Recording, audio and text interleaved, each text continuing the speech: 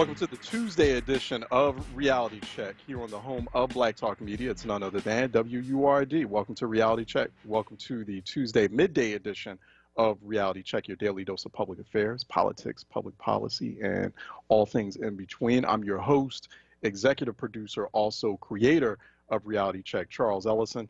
You can reach me on twitter.com at Ellison Report, on twitter.com. Also, hashtag Reality Check for more of the social media discourse and conversation as well. Also, C. Ellison at wordradio.com. That's my email. Feel free to send me an email my way if you have any feedback, any comments, also any tips, any topics or subjects or issues that you'd like for us to discuss, that you'd like for us to cover here on Reality Check. We do truly appreciate it. I really do appreciate when I get emails from some folks, and I know sometimes it takes me a little while to respond back. It's a lot of emails to go through, but just want to let you know I do appreciate that. So keep those coming. C. Ellison at wordradio.com. At the top of this 10 o'clock hour, we welcome Sylvia Gallier-Howard, who is the acting commerce director for the city of Philadelphia. There's been a lot of conversation about reopening and what does reopening mean when we're reopening states and cities, many parts of the country reopening. Obviously, that's happening at a very anxious time. We are still seeing spikes, very dramatic and dangerous spikes in coronavirus COVID-19 cases, infection rates, and also deaths as well, while we are going into reopening phases in a number of major places, Philadelphia being one of them, but Philadelphia being a lot more cautious. So we want to talk about reopening, how the city is going about that, how a big city like Philadelphia is managing it, what that means for residents, what that means for families, what that means for the larger community, and particularly the businesses themselves. Sylvia Gallier-Howard joins us here on Reality Check this morning. Sylvia, how are you doing? I'm good, Charles. How are you? And thanks you got my name pronounced perfectly, so thank you. Thanks for having me today. Good. Yeah, no, I took a little French in high school, so I know there's a little bit of French sound there, so I got, that's good, I appreciate that. Excellent, it did. And we're also going to, Sylvia, we're going to open up phone lines just in case people have questions about what this process is like, what it means reopening businesses in the city of Philadelphia. 215-634-8065. Toll free, it is 866-361-0900. There are initiatives afoot in the city of Philadelphia. You're doing things in conjunction with or in partnership with organizations like North Broad Renaissance, also Visit Philadelphia. So the whole broader campaign is Reopen with Care. Explain how this is going to work, Sylvie. Sure. So, since the pandemic set in, we've had to sort of pivot everything, as you pointed out. So we started off with a grant program where we put out $13.3 million for small businesses. And now that we are in sort of the muted green phase, we are really trying to support businesses with reopening safely because we know that lives and livelihoods are completely intertwined. And so we partnered with North Broad Renaissance that had come up with the slogan, Reopened with Care, and they were already working on posters and floor decals. And we're also partnering with City Council on this. And so the idea is to really educate businesses and to increase consumer confidence. So North Broad Renaissance will very soon have on their website a pledge. The businesses can go online, they can take the pledge, and they'll receive a kit, a digital kit, with posters, decals that they can print that basically say that they've taken the pledge. So that can help consumers know that those businesses are taking all the measures like hand washing, masking, any type of physical barriers like plexiglass, reducing crowds, those types of things. How do we, let's go a bit into like how we're reopening with care. And I guess the care is one in how a business operates on a day-to-day basis, keeping itself clean and disinfected for one. That's one priority, obviously. Also making sure that employees and management, customers are following mandates such as keeping masks on. But how do you reopen with care when you keep that residential or consumer anxiety in mind? Because a lot of people still, for good reason, right, afraid to go out.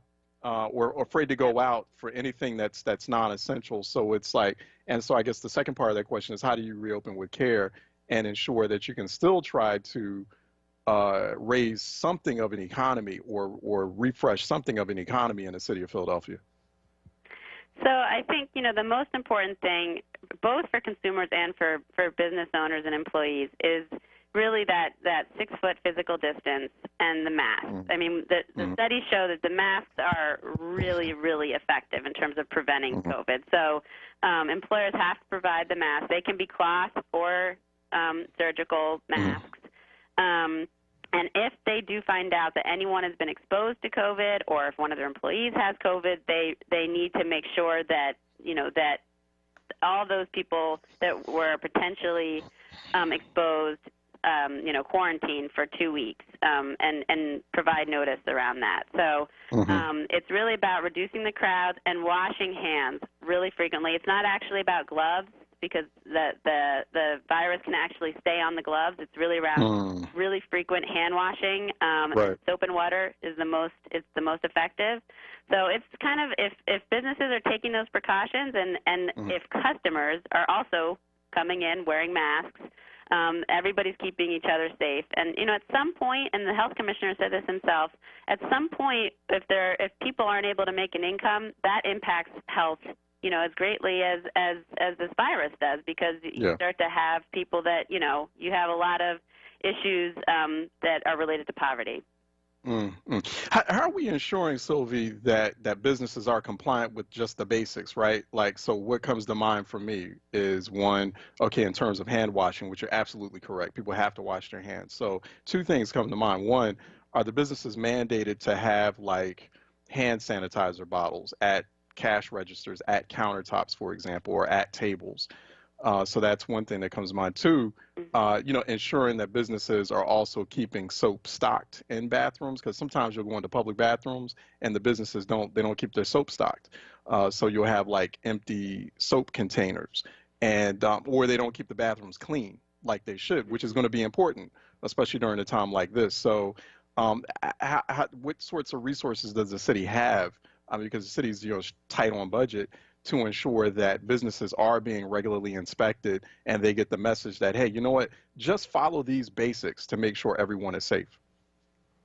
Yeah, so, obviously we can't go in and police all of this stuff, but what we're really focused on is educating business owners. And I would tell you, based on, we talk to business owners every day, and the businesses have been so eager to open up, but they also, they don't want to face the liability of getting a customer sick because they weren't taking these precautions. So overall, actually, we've had businesses that have reached out to us saying, we're following all the precautions, but then we have customers coming in, and, people pull their T-shirt up over their mouth because they don't have a mask on and things like that. And so they're asking us, how do we get our customers to follow these things when we're following it? So we're just educating as much as possible. The thing that we're working on with City Council is actually trying to provide some samples of PPE supplies, and also information about local suppliers. There's suppliers everywhere, right? But there are some local businesses, some minority-owned businesses, some women-owned businesses that are producing cloth masks, that sell hand sanitizer, and also printers that can do the decals. So that's something that you'll be seeing rolling out in the next few weeks. So that, we really want to encourage, and it's actually what we've heard from the businesses that we've talked to, is it would be a huge shot in the arm for them as well to have businesses purchasing these supplies from them. How do we ensure that, or are we confident, Sylvia, that there's enough PPE, personal protective equipment supply, that the PPE supply chain in the Philly area and Philadelphia proper especially, is sufficient? It's abundantly stocked. So do businesses, will they get enough PPEs, for themselves to use, for employees to use? Are there enough PPEs, because we were talking about instances where, for example, customers are walking in, they may not have their mask on, they may be using a T-shirt. There may be people in Philadelphia who have ran out of mask supplies, right? They may have ran out of PPEs. Maybe PPEs might be, getting a bag or a supplies worth or a month's worth of masks. It might be they might not have the money for that. They might not know where to order, or the places they're ordering from is too expensive. How are we ensuring that everyone has, for example, the basic defense layer like masks, that's a universal thing throughout Philadelphia? Yeah, so that, I mean, Charles, that is actually, when we've been looking into this, assembling these PPE sampler kits, I would say from having talked to local suppliers, and there's also, suppliers in other places that we could be procuring from, but we really want to support our local businesses. I haven't gotten the sense that there's a shortage. I don't think there's like a scarcity, but I do think businesses need to plan ahead. But I haven't gotten the sense that there's sort of like any kind of crisis there. I think it's just businesses are going to need these on hand for a while. Like, this isn't like, over the summer. This is probably like, well, until there's a vaccine, right? So that could be another year. So it's really about planning. Now, what I would also say is it's more economical to buy in bulk. So one of the things that we're doing is working with CDCs, business improvement districts, and trying to work with those organizations in terms of, first we'll be supplying, these samplers, but then they could work with the businesses as well to order in bulk and get much better deals on these supplies. Yeah, yeah. Going back to minority-owned businesses in the city of Philadelphia, Sylvie, I'm real curious, and also if you still have questions while we've got Sylvie on with us, she is the Sylvie Gallier Howard is the acting commerce director for the city of Philadelphia. Go to phila.gov for more information at PHL Commerce, as well on social media if you'd like to engage them there. Sylvia, I wonder, the city, we had the city controller on, City Controller Rebecca Reinhardt on about a couple of weeks ago. She did an analysis and she was talking about relief funds that were going to different businesses, particularly small businesses in the city, to help them weather the pandemic storm. And what she was finding was that fewer resources and dollars were going to the businesses, particularly vulnerable community owned or black and brown owned businesses that needed it most. She was saying most of the income or most of the relief dollars were going to businesses in higher income areas as opposed to the ones in lower income areas which really needed it. How are we reconciling that? Is that something that we're looking a little bit more deeply into to make sure those vulnerable businesses are getting equal amounts of dollars or more dollars to weather this? Yeah, absolutely. So I'm glad you asked that question, and I'm really happy to clarify that. So the $13.3 million program had three tiers. It had a micro grant program, a small grant, and it had a forgivable loan. And for the forgivable loan and the small grant program, the focus was really, a lot of it was on preserving jobs, because a lot of the jobs, the reality is that the vast majority of jobs in the city are really in Center City and sort of the surrounding areas, and a lot of those jobs are held by people, throughout the city and beyond. So we were really focused for those larger dollars. We asked those businesses, how many jobs will you be preserving, and how many people do you hire that are low income? And we estimated that we were able to preserve over 15,000 jobs through those. The micro grants was actually the largest number of awards that we did. And I'll tell you that when we looked overall at the entire program, so the entire $13.3 million, over 57% went to low and moderate income census tracts, and 66% of the awards went to minority businesses. So we actually were incredibly intentional about that. We didn't make it first come, first serve. We intentionally did it based on giving extra points for low income census tracts, in terms of minority ownership, things like that. We really prioritize those things. And I would say, we learned a lot. We learned a lot about just, some of the disparities that even led to people being not denied or not being eligible for the program. So we're going to be working even more deeply on those issues, and we're really committed to that. So you're saying that it was just just sort of a finite amount of dollars and a lot of demand for those particular programs, particularly that micro grant program, that which made it seem like there was a discrepancy or a disparity there? I mean, I think there's lots of different ways to cut the data, and I think that the loan program, as a reminder, those are loans, so people will have to pay those back. So I think for the applications that were submitted, there weren't as many businesses of color that submitted, although we over-indexed on the awards in terms of those loans, and that was through PIDC. But yeah, the demand for this program was off the charts. We had over 7,000 applications, and we were able to award a little bit over, close to 2,300. So it was, there was nowhere, even with 13.3 million, we were nowhere near meeting the demand. It was, I think, like 8 million. And you think we're expecting more because, for example, I was saying the governor announced that it was like $60 million for child care providers and federal dollars, making sure that goes to, I'm not sure how much of those dollars are going to go to Philadelphia, but I know that there's some monies there. Are you expecting more monies, whether that's state and federal dollars or, I don't know, something like city rainy day? To help with those businesses. The other thing too, Sylvia, is I hear a lot of small business, particularly Black and Brown owned small businesses in the city, and they feel like the application process, at least before, was very onerous. It could be very confusing, so there's that issue of like user friendliness when it comes to applying for these funds. Yeah, so I'll say a couple things. The first application, we tried to make it as easy as possible. One of the things that was a little bit challenging, or I'd say definitely challenging, is that people had to be tax compliant, which is a requirement with city dollars. So that definitely, there were actually a lot of people that ended up getting on a payment plan or getting tax compliant as part of the process, but there were a lot that couldn't. The challenging thing there was providing the financials. I think that was the most challenging part. In terms of we actually just did a grant program. We're now in the review process, the Restore and Reopen program, which was for businesses that were impacted by the civil unrest and the uprising.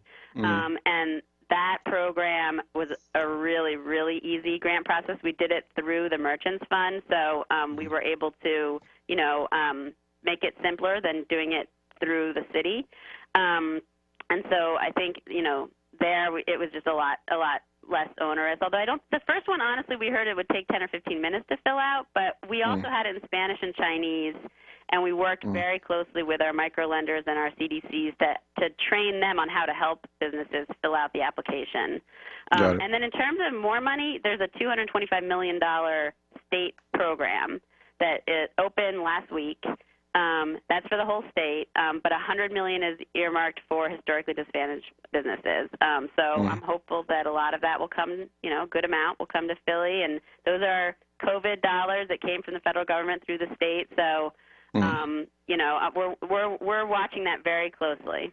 Yeah, and I think we're talking about, I know some recent conversation on Capitol Hill in Washington, D.C. that we're privy to. There's talk of another relief package or emergency relief, or as they call stimulus package. I know Senate Majority Leader Mitch McConnell just recently said that that's probably going to be a high possibility. So if he's saying it, then he's kind of leaving space for it to pass through the Senate. So we'll see. Also, we have I hope so. A listener. We'll see. We'll hope so. There's a listener on Facebook Live who just had a comment. Robert Davis saying that I think businesses that open should have all staff and employees tested to at least ensure a base of reference in case an infection occurs at that particular business. So thanks for that comment, Robert Davis. But I think, Sylvia, and I know we got to let you go, but definitely let's stay in touch to make sure we get you back on here, because I think this is an opportunity moment to learn more about the kinds of businesses that are in Philadelphia, also the demographics of them and how different businesses operate, and how the city can be a lot more supportive. Particularly of those businesses and those more vulnerable communities, and there's been a lot of conversation around that. So let's see if we can translate that conversation into some productive action. We've been talking with Sylvie Gallier Howard. She is acting director of the city's Commerce Department. Go to @PHL Commerce or phila.gov/commerce, I believe, for more information directly on the City Department of Commerce. She's been joining us here on Reality Check to talk about the city reopening businesses and how they're going about that. Sylvie, thanks for your time. So we'll hope we have you back. Absolutely. Thanks so much for having me. Be happy to join again. All right. Thank you. Okay. Let's take a quick break. When we come back on the other side, we'll be talking to Professor LeGarrette King, who will be talking about the importance of Black history learning and education and curriculum, particularly in a moment like this. We are going to take a break, and we'll come back with a discussion on Black history here on Reality Check 96.1 FM, 900 AM, wordradio.com, Word app. Stay tuned. We'll be right back. If you want to start your morning with mindfulness, motivation, and inspiration, tune in to Daybreak with me, Helana, here on WURD Radio, Monday through Friday from 6 to 7 a.m. I'm a health and wellness coach with over 15 years experience helping people to transform their lives. On the show, we talk health and wellness 360, from getting your mind right to getting your money right. So let's rise and shine together right here on WURDradio.com, 96.1 FM, 900 on your AM dial on Daybreak every morning.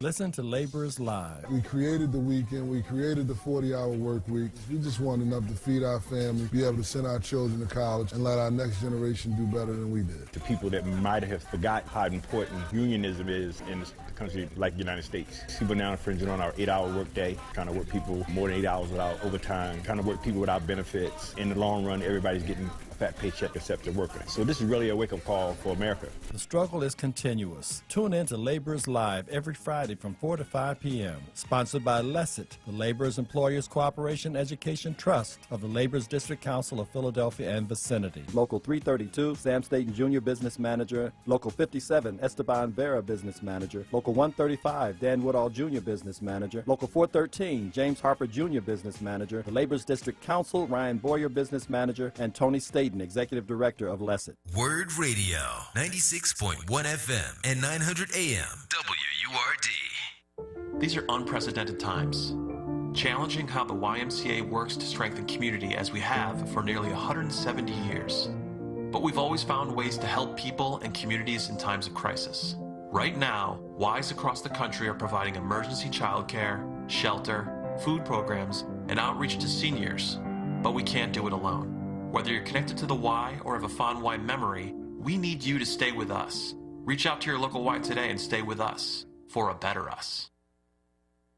Reality Check with Charles Ellison right now on Word Radio and WordRadio.com. All right, welcome back.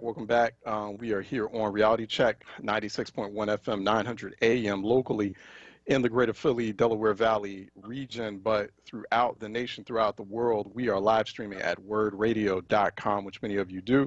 Also by Word TV. We appreciate folks listening in or watching us, actually watching and viewing us on our Word TV Facebook live stream. I want to say good morning to everyone. Tanya, good morning to you. Also, Nakia, good morning. And Shalata C.A. Sankofa, Arnetta Pierce, thank you. Good morning to you watching from Arizona. So we appreciate that. Keep it up. YouTube.com/onWord and Word app as well on your preferred digital device. Joining us now is Professor LeGarrette J. King. He is a Isabel Wade Lyda and Paul C. Lyda Associate Professor at the University of Missouri. He is also founding director of the Carter Center for K-12 Black History Education, and he focuses quite a bit on social studies education, especially on the need for greater, broader, universal Black history curriculum. He joins us by Skype today. Professor King, how are you doing, sir? I'm doing pretty good, thank you. All right, yeah, talk about the significance of Black history education, Black history learning, because when we typically think about that, we confine it to Black History Month, right? And then it's like Right. it's that 28, 29-day period, and then we kind of move on, and it's not really much of a concerted kind of year-round 365-day focus. And why do you do what you do? What inspired you to get into this field kind of full-time in the first place? Growing up, I had always had this affinity for Black history. I just didn't have kind of the vocabulary, because sitting in my history classes and social studies classes, I was always one of the better students, but I just knew something was missing, right? The story didn't look like me. Things didn't make sense, right? You know, well, how slaves were happy. I don't understand how you can be owned and be happy, right? It just didn't make any sense to me. So when I began teaching as a high school teacher in the early 2000s, I tried to, promote, Black history in the class as much as I could. And when I had the opportunity to go to grad school, it just clicked. I was like, wait a minute, we've been trying to do this Black history thing ever since after the Civil War, right? Right. We began teaching in these schools, and Black history textbooks sprung up in the late 1800s, and Booker T. Washington, Carter G. Woodson, all of them tried to promote Black history, and I'm just like, wait a minute, we need to get this thing right. Yeah, yeah. What do you think is missing right now? Let's talk a little bit more specifically about that. What do you think right now is missing in kind of the standard Black history curriculum? Because we have, like, once again, it comes up like every Black History Month, and it's sort of a universal thing. Okay, hey, let's put a focus on Black history, and then it comes and it goes. But what's missing overall? Like, what are some of the like key moments in Black history or key elements of it that are missing? Well, what's missing is the full humanity of Black people. Typically, the Black history curriculum is broken up into 3 sections: slavery, Reconstruction, and the 1960s civil rights movement. And even those, approaches are disjointed, right? There's never a connection between, well, what happened with this era to this era, and why are we in the state that we're in right now? And to be completely honest with you, much of the Black history that we learn is whitewashed, right? Meaning that it's sanitized in a way not to hurt white people's feelings, white children's feelings, because history is naturally psychologically violent. But what we've done is we assuage those who were the oppressors, and we continue to dehumanize those people that were the oppressed, right? So, focusing on violence, in a way that dehumanizes people without naming white supremacy, white supremacy and racism, as well as choosing certain people that espouse a certain type of acquiescence to whiteness, right? And to really push forward, we need to, explore, Black history in multifaceted ways, right? Yeah, I feel like too, in a moment like this, we're having this big reckoning that's happening, as a lot of people are describing it. We're obviously in the middle of a pandemic, but then we have like the protests and the politics, and there's a big social justice movement that's happening, a big Black Lives Matter moment. How important is Black history curriculum, Black history education in a moment like this, and how can you apply it, right? Like, how can you do that in such a way that it's appropriate, that it's effective, that it actually resonates with the larger population? Well, throughout history, whenever there has been civil unrest by Black people, there has always been a call for more Black history. Carter G. Woodson in the early 20th century even said that we wouldn't need an anti-lynching movement, and lynching didn't start in the classroom. So utilizing the Black Lives Matter movement and utilizing Black history will help us understand, well, what did past generations do when we fought for basic human rights? What are some new things that we can accomplish, and new strategies?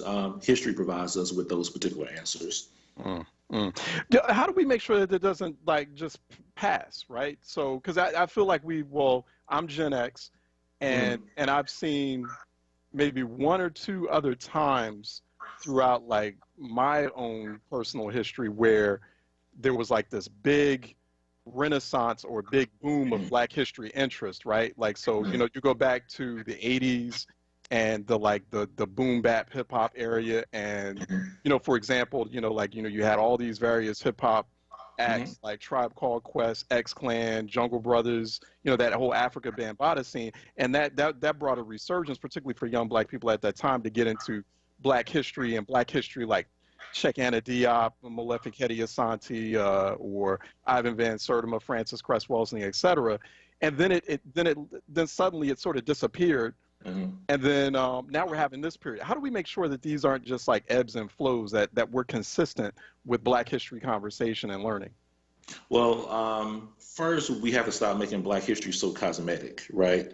Meaning that we have this axiom that we say all the time: Black history is American history, right? And we understand that sentiment, but really, Black history is not what we imagine as American history. Black history has its own entry points. It has its own importance.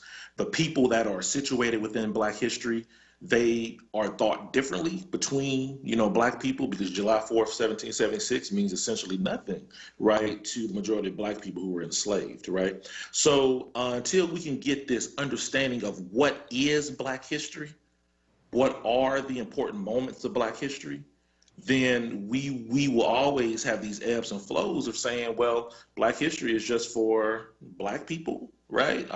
Black children.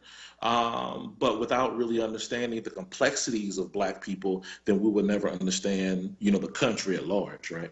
Mm-hmm. Yeah, and understanding those complexities, I want to ask you, and once again, if you're just now tuning in, we're talking with Professor LeGarrette King. He's a professor, and Isabel Wade Latta and Paul C. Latta, professor at the University of Missouri. And he's also founding director of the Carter Center for K-12 Black History Education.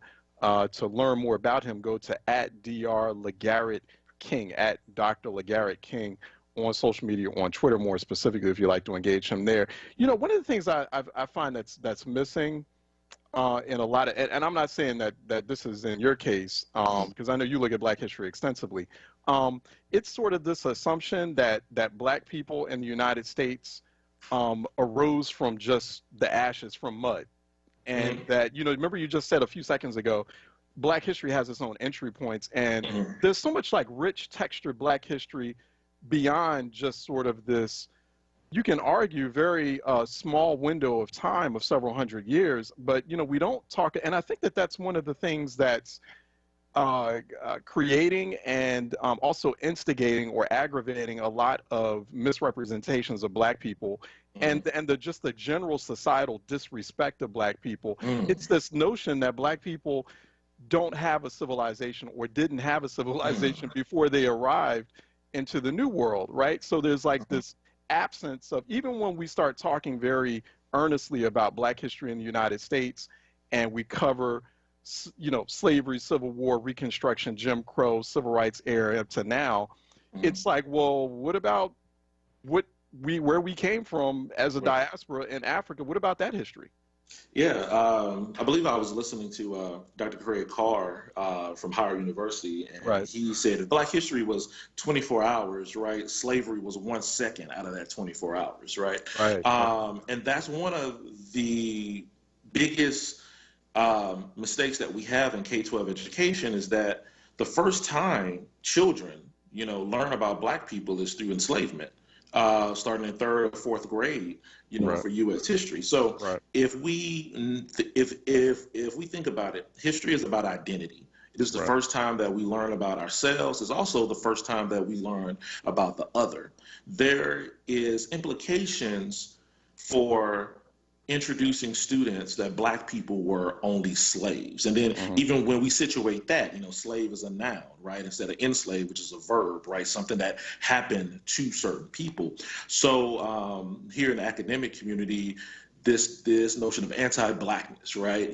This notion that people see you as a slave because that is the first time they get to know you. So they dispossessed of agency. And we have this narrative that Black people were given their freedom, right? So you had a question about the Black Lives Matter movement or any form of, Black liberation movements. There's always this visceral response by the public, particularly certain white Americans, about this notion of Black people fighting for human rights because they believe that Black people were given their freedom. Historians have written that Black people, particularly in the early 20th century, that Black people were the only people that didn't fight for their own freedom, right? So if you give somebody something, right, you think they should be appreciative of that. So we really need to kind of situate more agency, right, perseverance and resistance within the narratives to help people understand that Black people simply didn't accept their fate and that they had a history before they came to the Western world. How do we go about this? How do we go about instituting mandatory Black history or universal Black history learning and curriculum, the total complete package, right? And this is not just important. Obviously, it's very crucial and important for Black children, really Black adults too, just Black people all around. But it's important for everyone else, for like white people especially. How do we do that? How do we institute something like that, or put a framework together for something like that? Well, First, we definitely need to make Black History mandatory within schools, right? Similar to how the city of Philadelphia schools have done. The only school district that mandates Black History for graduation, which is wonderful. But I think thinking about the various different themes that make up Black History really needs to approach how we develop that curriculum. So, for example, my Black History theme framework has 5 themes, right? One is always teaching about this notion of power and oppression and racism, Black agency, the African diaspora in Africa, as well as Black joy and Black love, and Black intersectionals, right? Really exploring the full identities of Black people, because sometimes Black history is just centered on Black males, middle class, Christian beliefs, instead of really focusing on the nuances of various different Black identities that make up the Black community, Black women, Black LGBTQ people, right? To really understand the full humanity. But without those particular 5 themes, what we do essentially is make Black history cosmetic, where the curriculum is just centered on this Eurocentric narrative, and we just add Black people that may fit that narrative. But to really truly transform history education is really to break it down, tear it up, and build anew, right? So build a new history curriculum that changes the trajectory of the narrative. Right now, the trajectory is this progressive narrative of white saviors, right? But we need to disrupt that narrative with Black historical events and people who have fought against those particular racist structures. Yeah, no, it's very interesting. We're going to have to continue the conversation. I got to let you go, too, because we came up on break, but we're going to have you back for sure. We were talking with Professor LeGarrette King, a professor in Black Studies at the University of Missouri, UMIS. He's also founding director of the Carter Center for K-12 Black History Education. Where can we get more information on the Carter Center, Professor King? The Carter Center, you can look at the website, www.bit.ly/Carter-Center. And there you'll find information about our Teaching Black History Conference coming up in 2 weeks. Okay, I didn't realize that. So that is coming up in 2 weeks, and more information. And obviously, you can go to @Dr. LeGarrette King, more information on that. Maybe we'll talk to you either shortly before that conference starts or a little bit afterwards or during, just to get a sense of what's being discussed, and maybe get some of your colleagues on here as well. Dr. LeGarrette King, thank you so much for your time. Really appreciate it. Thank you, sir. I appreciate you. All right. Keep up that good work. We are going to take a break, and when we come back on the other side, we'll just take live phone calls, 215-634-8065. Toll free, it is 866-361-0900 here on Reality Check, 215-634-8065.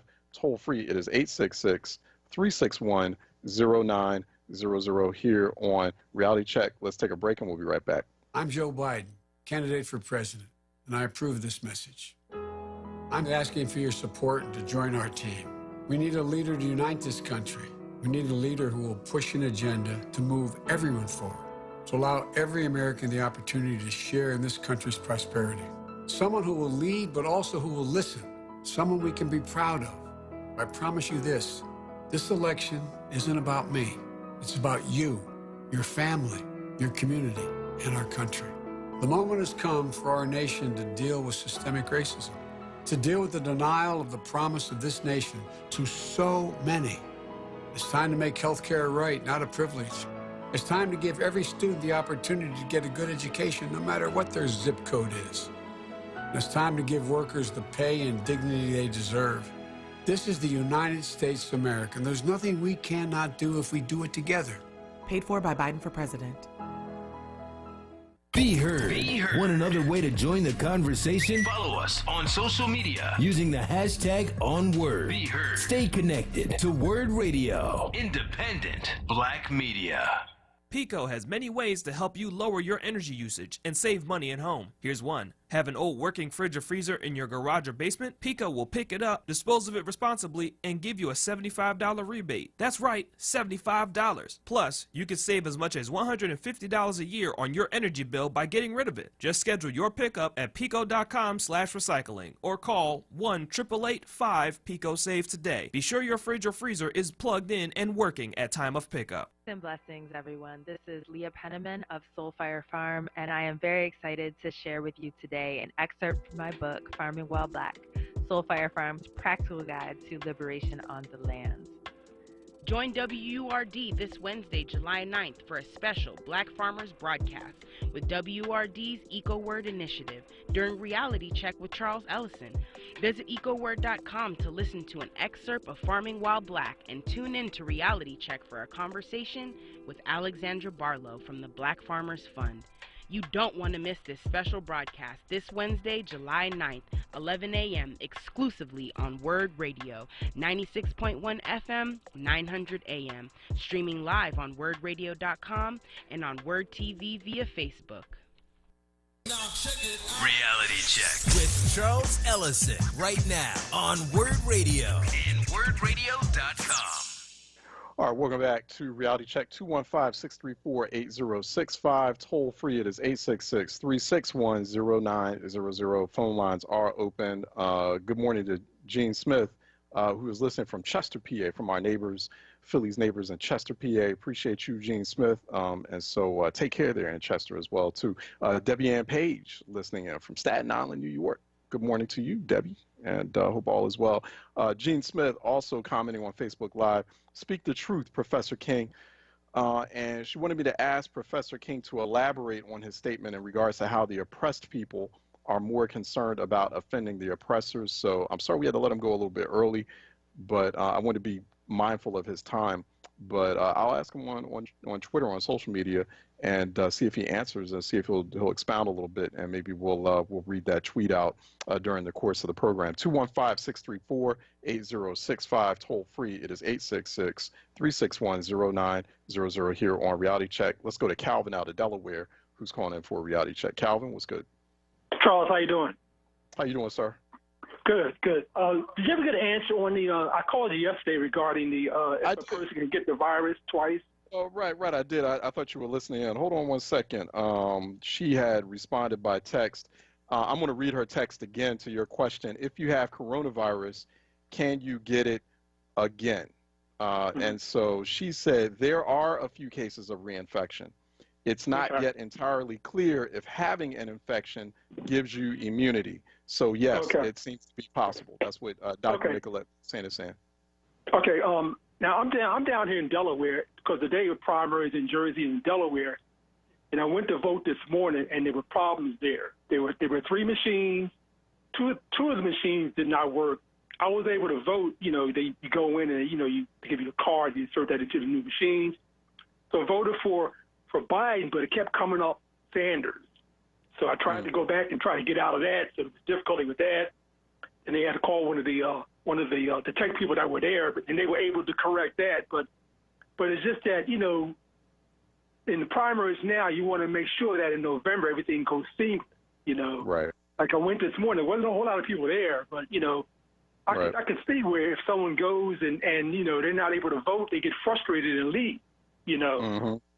But I just wanted to. Did you see, Calvin? Did you see other people having issues as well, or were you aware of that around you? There weren't a lot of people there, but I'm sure that 2 of the machines were not working out of the 3.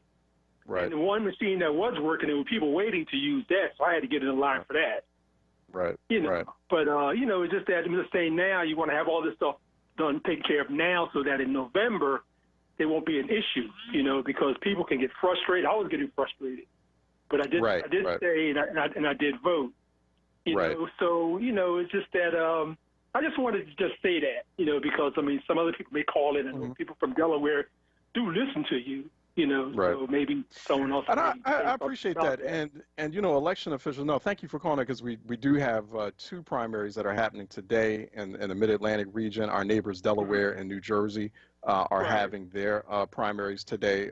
New Jersey, they're having state level primaries and also the presidential primary. And so it's all about using this as an opportunity for a dry run, for a dress rehearsal. Absolutely. It really is. And election officials, please, and thank you, Calvin, for calling in too, and telling us about that and sharing your experiences. I would love to hear from folks throughout the course of this program from Delaware and New Jersey. If you're having problems at the polls, let us know. And this is a time to call the elections officials out wherever they are. The elections officials are living through the exact same time that the rest of us are living through. They understand how high the stakes are.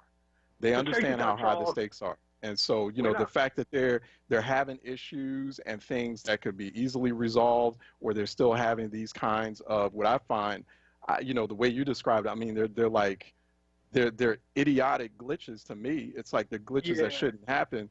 Elections, it sounds like a lot of elections administrators out there are not taking this election seriously. And it's like, y'all need to burn the midnight on this and get it right. Go ahead. I'm sorry, Calvin. But Charles, when I rolled up there, man, like I'm seeing all these Trump signs. Like I'm seeing all these signs. Right. I mean, in the back of my head, I'm thinking, well, okay, So I don't know. I don't know if that had anything to do with it or not. But I'm just saying, going forward, you got to take care of this stuff now. Right. So that it won't be an issue in November, But thanks for letting me say that. Right. No, I appreciate you. And I thank you, Calvin. Thank you for doing it. Thank you for voting today, too, and engaging in that test run. And, if Delaware, folks from Delaware, particularly if you're in the capacity of officiating one of these elections, feel free to call us. But get it right. Get it right. Like, there's just no excuse. I'm sorry. It's not like, oh, it was just a mistake. It was an oversight. No, not in this election. Like, everyone knows, everyone should be on the same page by now as to how critical, how life and death this election is. There's just no excuse for glitches or accidents, or you should be getting it right by now.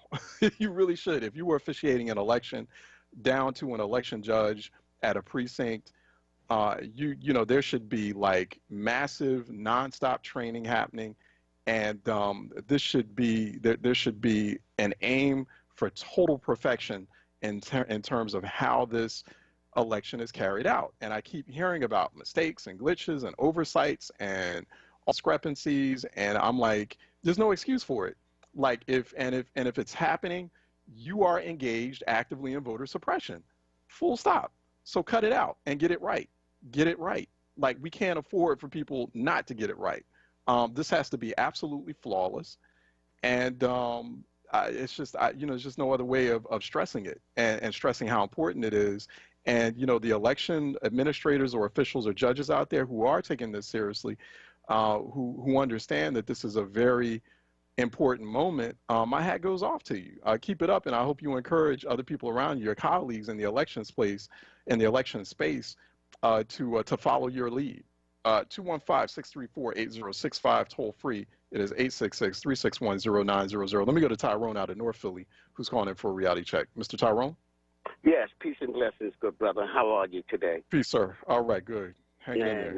Much love and respect to my WURD family, to all the progressive folks around the world. I'm telling you, Charles, I don't know if you remember when we were at Bartram Garden, and I was talking to you and Vince about this violence that gets permeating through the community. Right. And I was saying that how folks, you just can't let somebody just come on your block, shoot it up, and leave. I mean, you just can't let that happen. But brother, I think that was about 2 years ago, and look where we are today. It is incredible. A very close, mine will say, a family member of mine was killed, and that when them boys shot up 22nd and Wharton, just shooting indiscriminately 26 times and shot, I'm going to just say, my brother. And he was coming home from work, never did anything but try to do the best for his family. And again, when I tell folks about this violence and what we are doing to one another is more hurtful than anything. I'm telling y'all, brothers and sisters, we got to stop this violence in our community because it is creating, it's reaping such havoc and creating such disillusion. It really impacts everything that we're trying to fight for and everything we're trying to do. So I'm just saying, people, we can go with this discussion about the reason for it is unemployment and children ain't got nothing to do. Man, stop the nonsense. We got to stop trying to say what it is and why it's happening. We got to just do something about it. We have to do something about it. Yeah. Continue to allow Thank you, this bro. killing to go on in our community. Thank you, my brother, for allowing. Thank you for sharing that, Brother Tyrone. Let me go to Brother Derek out of North Philly, who's calling for a reality check. Brother Derek. Love, peace, blessing, prosperity, Charles. Thank you for my reality check. All right. I feel the brother Tyrone, and you have my compassion, and you're not out here alone. Keep doing your bidding that you're doing. But I have an ideal that I believe that can work, and I call it love, peace, blessings, and prosperity, Brother Charles. So now I want to talk about maybe there's so much hatred in America because the whole situation with America is not right. Because how can you discover something when it's been found already? You know what I'm saying? So how can you say that you give me freedom when I was already free? And so I understand that in the context where people say we didn't fight for our freedom, it was given to us. I understand the context in which that may be spoken, but I feel a little bit indifferent to that in the sense that we fought from the time we was on the ships. We fought every way that we could to get it to where it got to the point where they had to sign a piece of paper saying that we were free because we were rebellion. I mean, they were plantation rebellion. They were runaways. So it's just the fact that they kept putting laws or shackles or things in our way to hold us back. So that being said, Charles, some of this hatred in the neighborhood, I believe, is because that we don't know quite the history when we understand people being enslaved. Because once upon a time, according to the history of America, there were black slave owners at one time as well that owned other blacks. And so this hatred towards each other go all the way back to the point where we have to apologize for our part in it as well. Everyone in America right now is ground level. So we all have to look at ourselves to see where we can make the situation better. Love, peace, blessings, and prosperity. Thank you for the reality. All right. Much love, Brother Derek out of North Philly. Appreciate that. We have a situation in Philly. It's really alarming right now. Homicides are 30% as of today, officially today, according to the Philadelphia Police Department. Homicides in Philadelphia are 30%. Yes, you heard that correctly. 30% above where they were this time last year. This time last year, we had 165 homicides that were tallied in the city of Philadelphia. It was high at that time. As of the last official tally, July 6th, we have 214 homicides in the city of Philadelphia. We're now 30% above where we are. There are a number of things that are happening which indicate things are not happening as far as a solution to a growing violence crisis, a very violent state of emergency that's in the city of Philadelphia. Not exactly sure what the leadership is around this, and there are a number of factors that are at play, some very visible and some not as visible and rather invisible. I do feel like the current police commissioner is like a deer caught in headlights.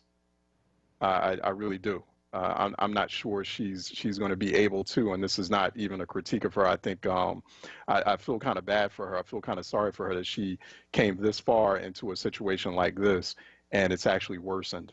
And I'm not sure she. I'm not sure she's up to the task at this point. And that's not even a critique on her. I just think it's just sort of like she's just sort of thrown into a situation where she may not be able to understand it or fully grasp it or handle it. But we are seeing very dramatic and alarming emergency level spikes in violence throughout Philadelphia. And we're seeing them in other major cities as well. I am very concerned about how that translates politically in an election year like this. So we'll talk a little bit more about it. We'll have Mike Green coming up next. Dallas out of West Philly. Hold on for 1 second. I'm going to carry you over into over the break because we're going to keep phone lines open while we bring Mike Green on 215-634-8065, 866-361-0900 here on Reality Check. We'll keep phone lines open, and Mike Green, our economic strategist and resident contributor, is coming up next here on Reality Check, 96.1 FM, 900 AM, WURD.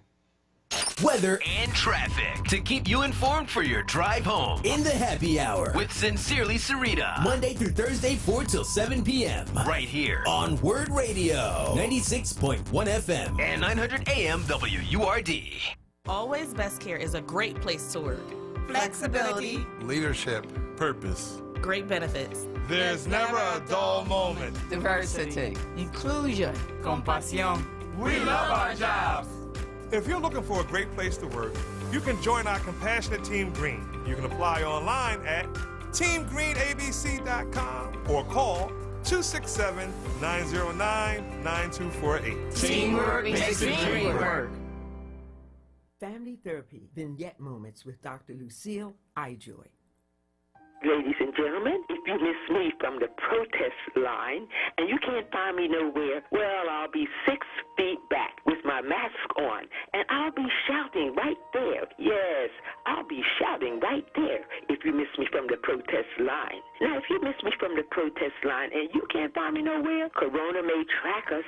I'll do the right thing. Shelter in place somewhere. Yes, shelter in place somewhere if you miss me from the protest line. Now, if you miss me from the protest line and you can't find me nowhere, gotta go and register and vote on time. Yes, I'll be voting on time. Yes, I'll be voting on time. So now, if you miss me from the protest line and you can't find me nowhere, I gotta go and register and vote on time. I hope you do the same thing. Yes, I'll be voting on time, folks. I'll be voting on time. This is Word Radio 96.1 FM and 900 AM WURD Philadelphia. Black Talk Media. Reality Check with Charles Ellison right now on Word Radio and wordradio.com. So we have a violence crisis. You have homicides 30% above where they were this time last year. Rape is also up in the city of Philadelphia. The latest Philadelphia Police Department weekly report just came out, and rapes are up by 63%.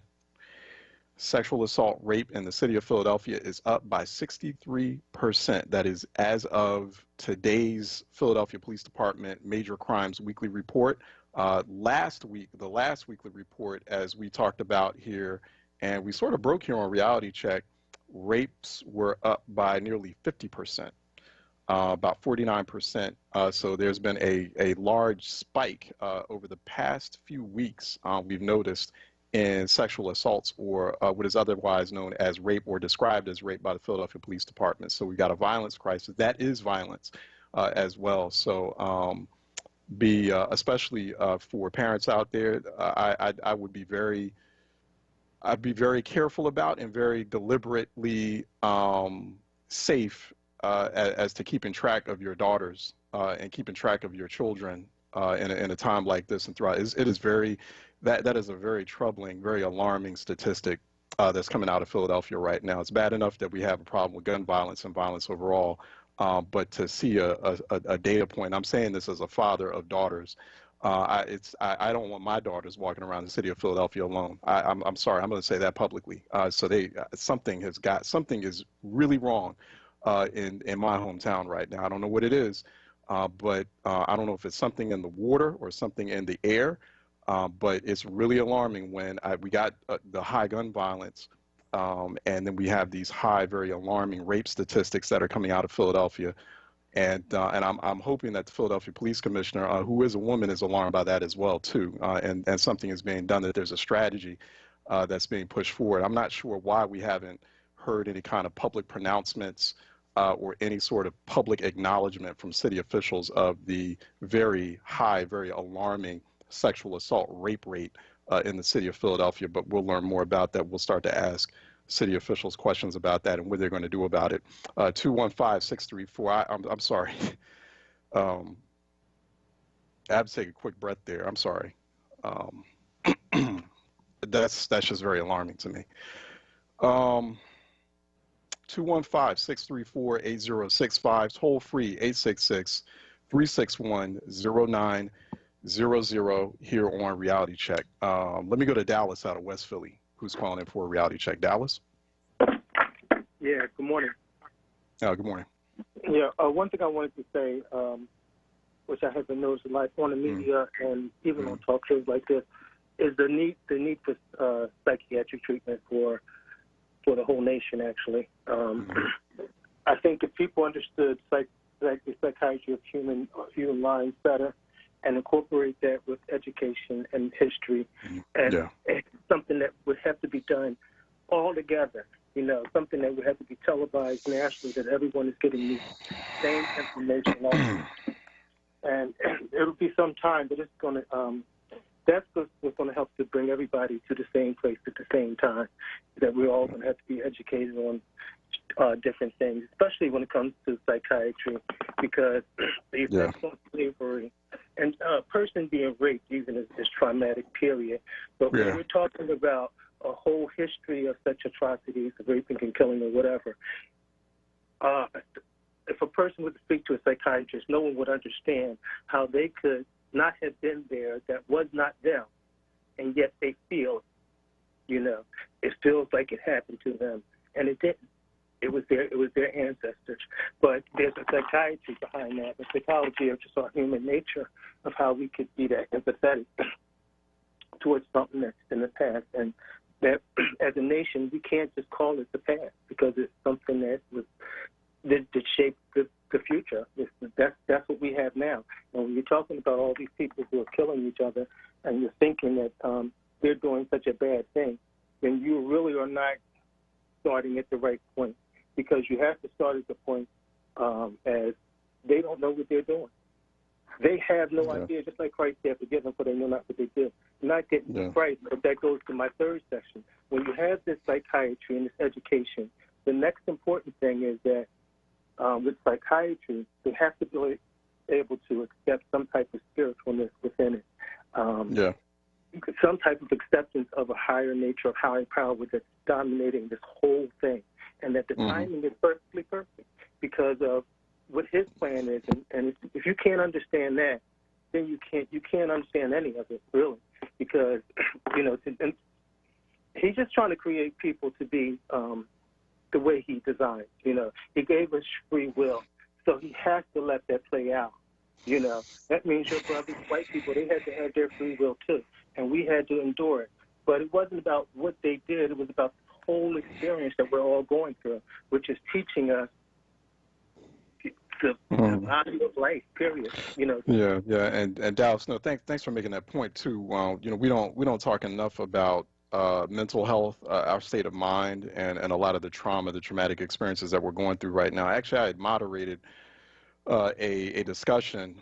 I was invited by WITF Public Radio in Harrisburg, which is the public radio station for central Pennsylvania, and we just had a discussion this past Thursday, and that's at WITF's YouTube page about Black mental health and trauma, and why it's important to cover that. And that's something we did have a discussion last week. We had the head of the Black Psychiatrists Association of America on last week, Dr. Patricia Newton, to talk about that, the state of Black mental health and Black.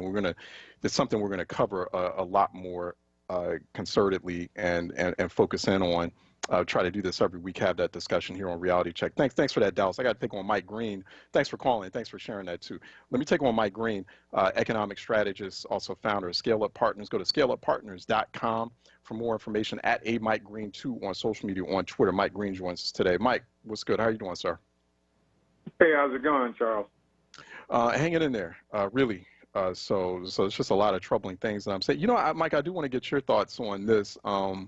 We've got spikes and violence in Philadelphia, and that's happening also, especially over the weekend. It happened in a number of major American cities, Philadelphia, also Chicago, Milwaukee, Baltimore, New York City, LA, elsewhere. So what do you think's going to happen politically? How is that all going to be treated politically? Because now we're seeing the election fast pivot into what's being called a culture war, and a lot of emphasis on law and order, particularly from the Trump campaign.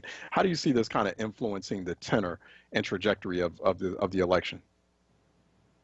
Well, there's two things that I want to separate out of what you just said.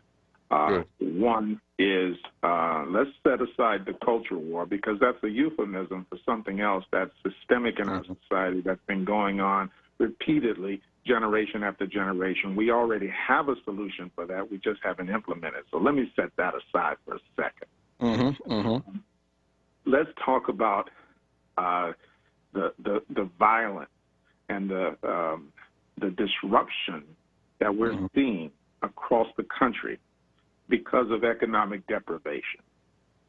I'm not sure if your audience is aware, but the term economic sanctions is an actual strategy and tactic that is a tool of war. We actually sanction other countries economically when we don't agree with them or they don't agree with us and they don't do what we want them to do. It is an intentional influence on their society to create the very disruptions you see in our society today. You have seen economic sanctions that have created generations of economically deprived communities of color. And what do you see as the outcome? You see lots of violence and conflict that brews in those communities, battles over scarcity of resources, scarcity of money, scarcity of access to opportunity. You see those battles brewing. You see a disruption in the way our youth are raised. And that is intentional. That's what we do to other countries to undermine their societal stability and force them to the table of negotiation. So we understand, not by accident, but by intent, what economic sanctions do to other countries and what they do to our own. So when you start to see these areas of violence that are systemic across our society, these are outgrowths and outcomes of intentional policies that have been enacted. Now, in this case, with COVID-19, the pandemic that has come, that's an unintentional impact on our society. The manner in which we reacted to that, though, has been every bit intentional. And as you can see, the dispensation of relief, economic relief, has gone to the status quo beneficiaries. Those folks who already have relationships with banks, those folks who already have relationships with this administration, those folks were first in line. The folks who had who were already on the margins, who already had profit margins that were very, very slim and were barely hanging on by a fingernail. Those businesses, they were last in line if they ever got any relief at all. That's intentional, man. And so as businesses start to close down, as resources start to become scarce, as food deserts become food famine, as places where people were already living in desperation become even more desperate, what do you expect? Yeah.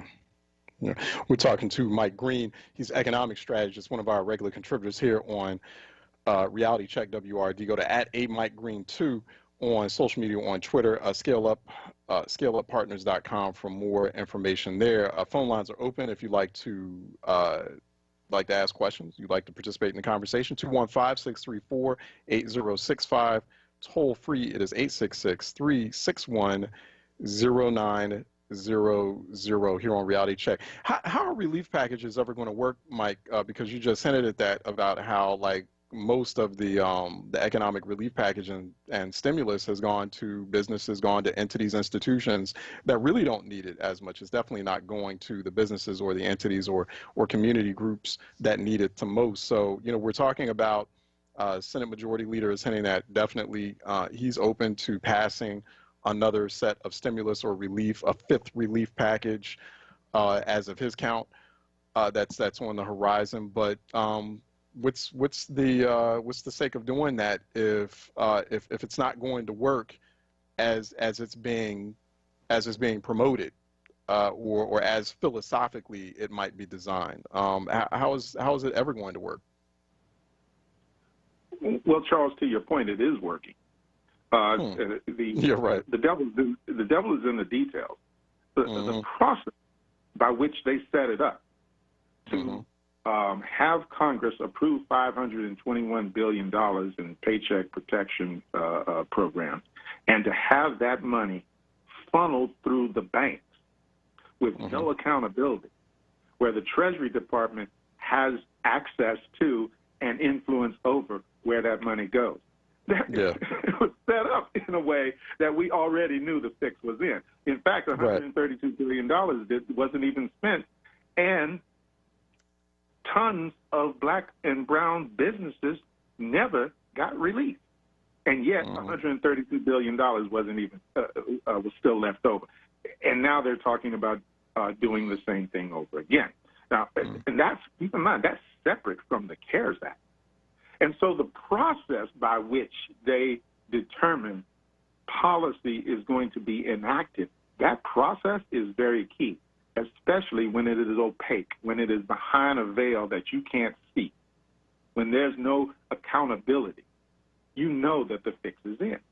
So, and then also, because we know we live in a segregationist society, when when the process does not prioritize the most vulnerable populations, where the most vulnerable businesses and the people who are living on the margins exist, when we're not looking at those people first, you know the fix is in. It's the same old, the status quo beneficiaries. So the question you're asking, how do we fix that? Man, I'm going to tell you right now, the voices that are supposed to be at the table, the voices that we're supposed to be hearing, the Congressional Black Caucus, I don't hear them. I don't hear those voices. The institutions that represent us, you have tons of folks out there talking about equity and diversity and inclusion, and yet when the process for developing a relief package is going through Congress, I'm not hearing those voices. I'm not hearing the media hold the feet to the fire of those politicians that are deeply involved and entrenched in these processes. I'm not hearing that. I'm not seeing it until after the fact. And then after the fact, people say, well, what happened to this money? Well, of course you know what happened to the money. The money went to where it was supposed to go. In fact, ProPublica, a revered investigative reporting platform, has come out talking about specifically, in detail, which of Trump's administrative friends, including the Kushner folks and so on and so forth, were first in line and got their money and got out. We could have known this was going to happen beforehand because we know we have a criminal regime in the White House. We know this. And we know we have criminal enablers in their party. We know this. And so we know that the processes and the policies that they are going to enact are going to be criminal in nature. We know that. So that being said, the question is, what is our response? Not after the fact, but before, heading them off at the pass, preventing them from doing these things in the same way that they impacted those poor children down at the border. We know what they've been doing. And yet we continue to be surprised after the fact when we discover how horrible and how widespread and how deep and entrenched what they did actually was. So I'm not surprised. I think that we are, when you talk about a culture war, I think that all of the things that you are describing are outcomes of war. This country is embroiled in a civil war. Right, right. It's just a Cold War version of Civil War. And Mike, do you feel like what's particularly what the president is doing? Not just the president. I mean, it's the folks around him, and it's this vast political network, and it's white nationalists who are actively running the American government right now. I mean, let's just be frank about that. That's just a fact. Will that be an effective campaign technique? There are political observers who would claim to be a lot more seasoned than myself or many of us kind of tuning into this conversation, saying that it's not going to work, that the president doubling down on making this a battle or a war about Confederate statues and monuments and about and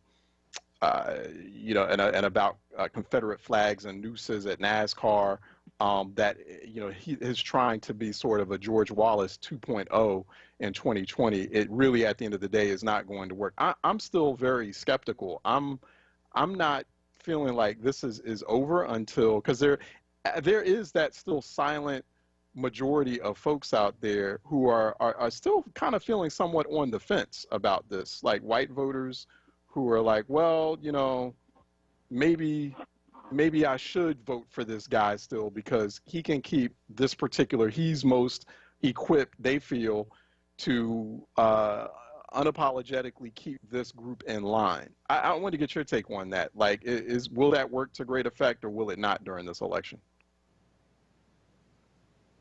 So I cannot predict the future. I can only tell you about the past. It has worked in the past repeatedly. And so Trump, who, by the way, in 1968, while Dr. King was still alive, Trump had joined his dad's business discriminating. It was a notorious real estate business discriminating against blacks. It was known at that time, when he joined it, that that's what it was doing. They were sued successfully twice by the federal government. Ironically, during the Nixon administration, who was a white supremacist, and they sued the Trump administration, the Trump company, for discriminating against blacks twice.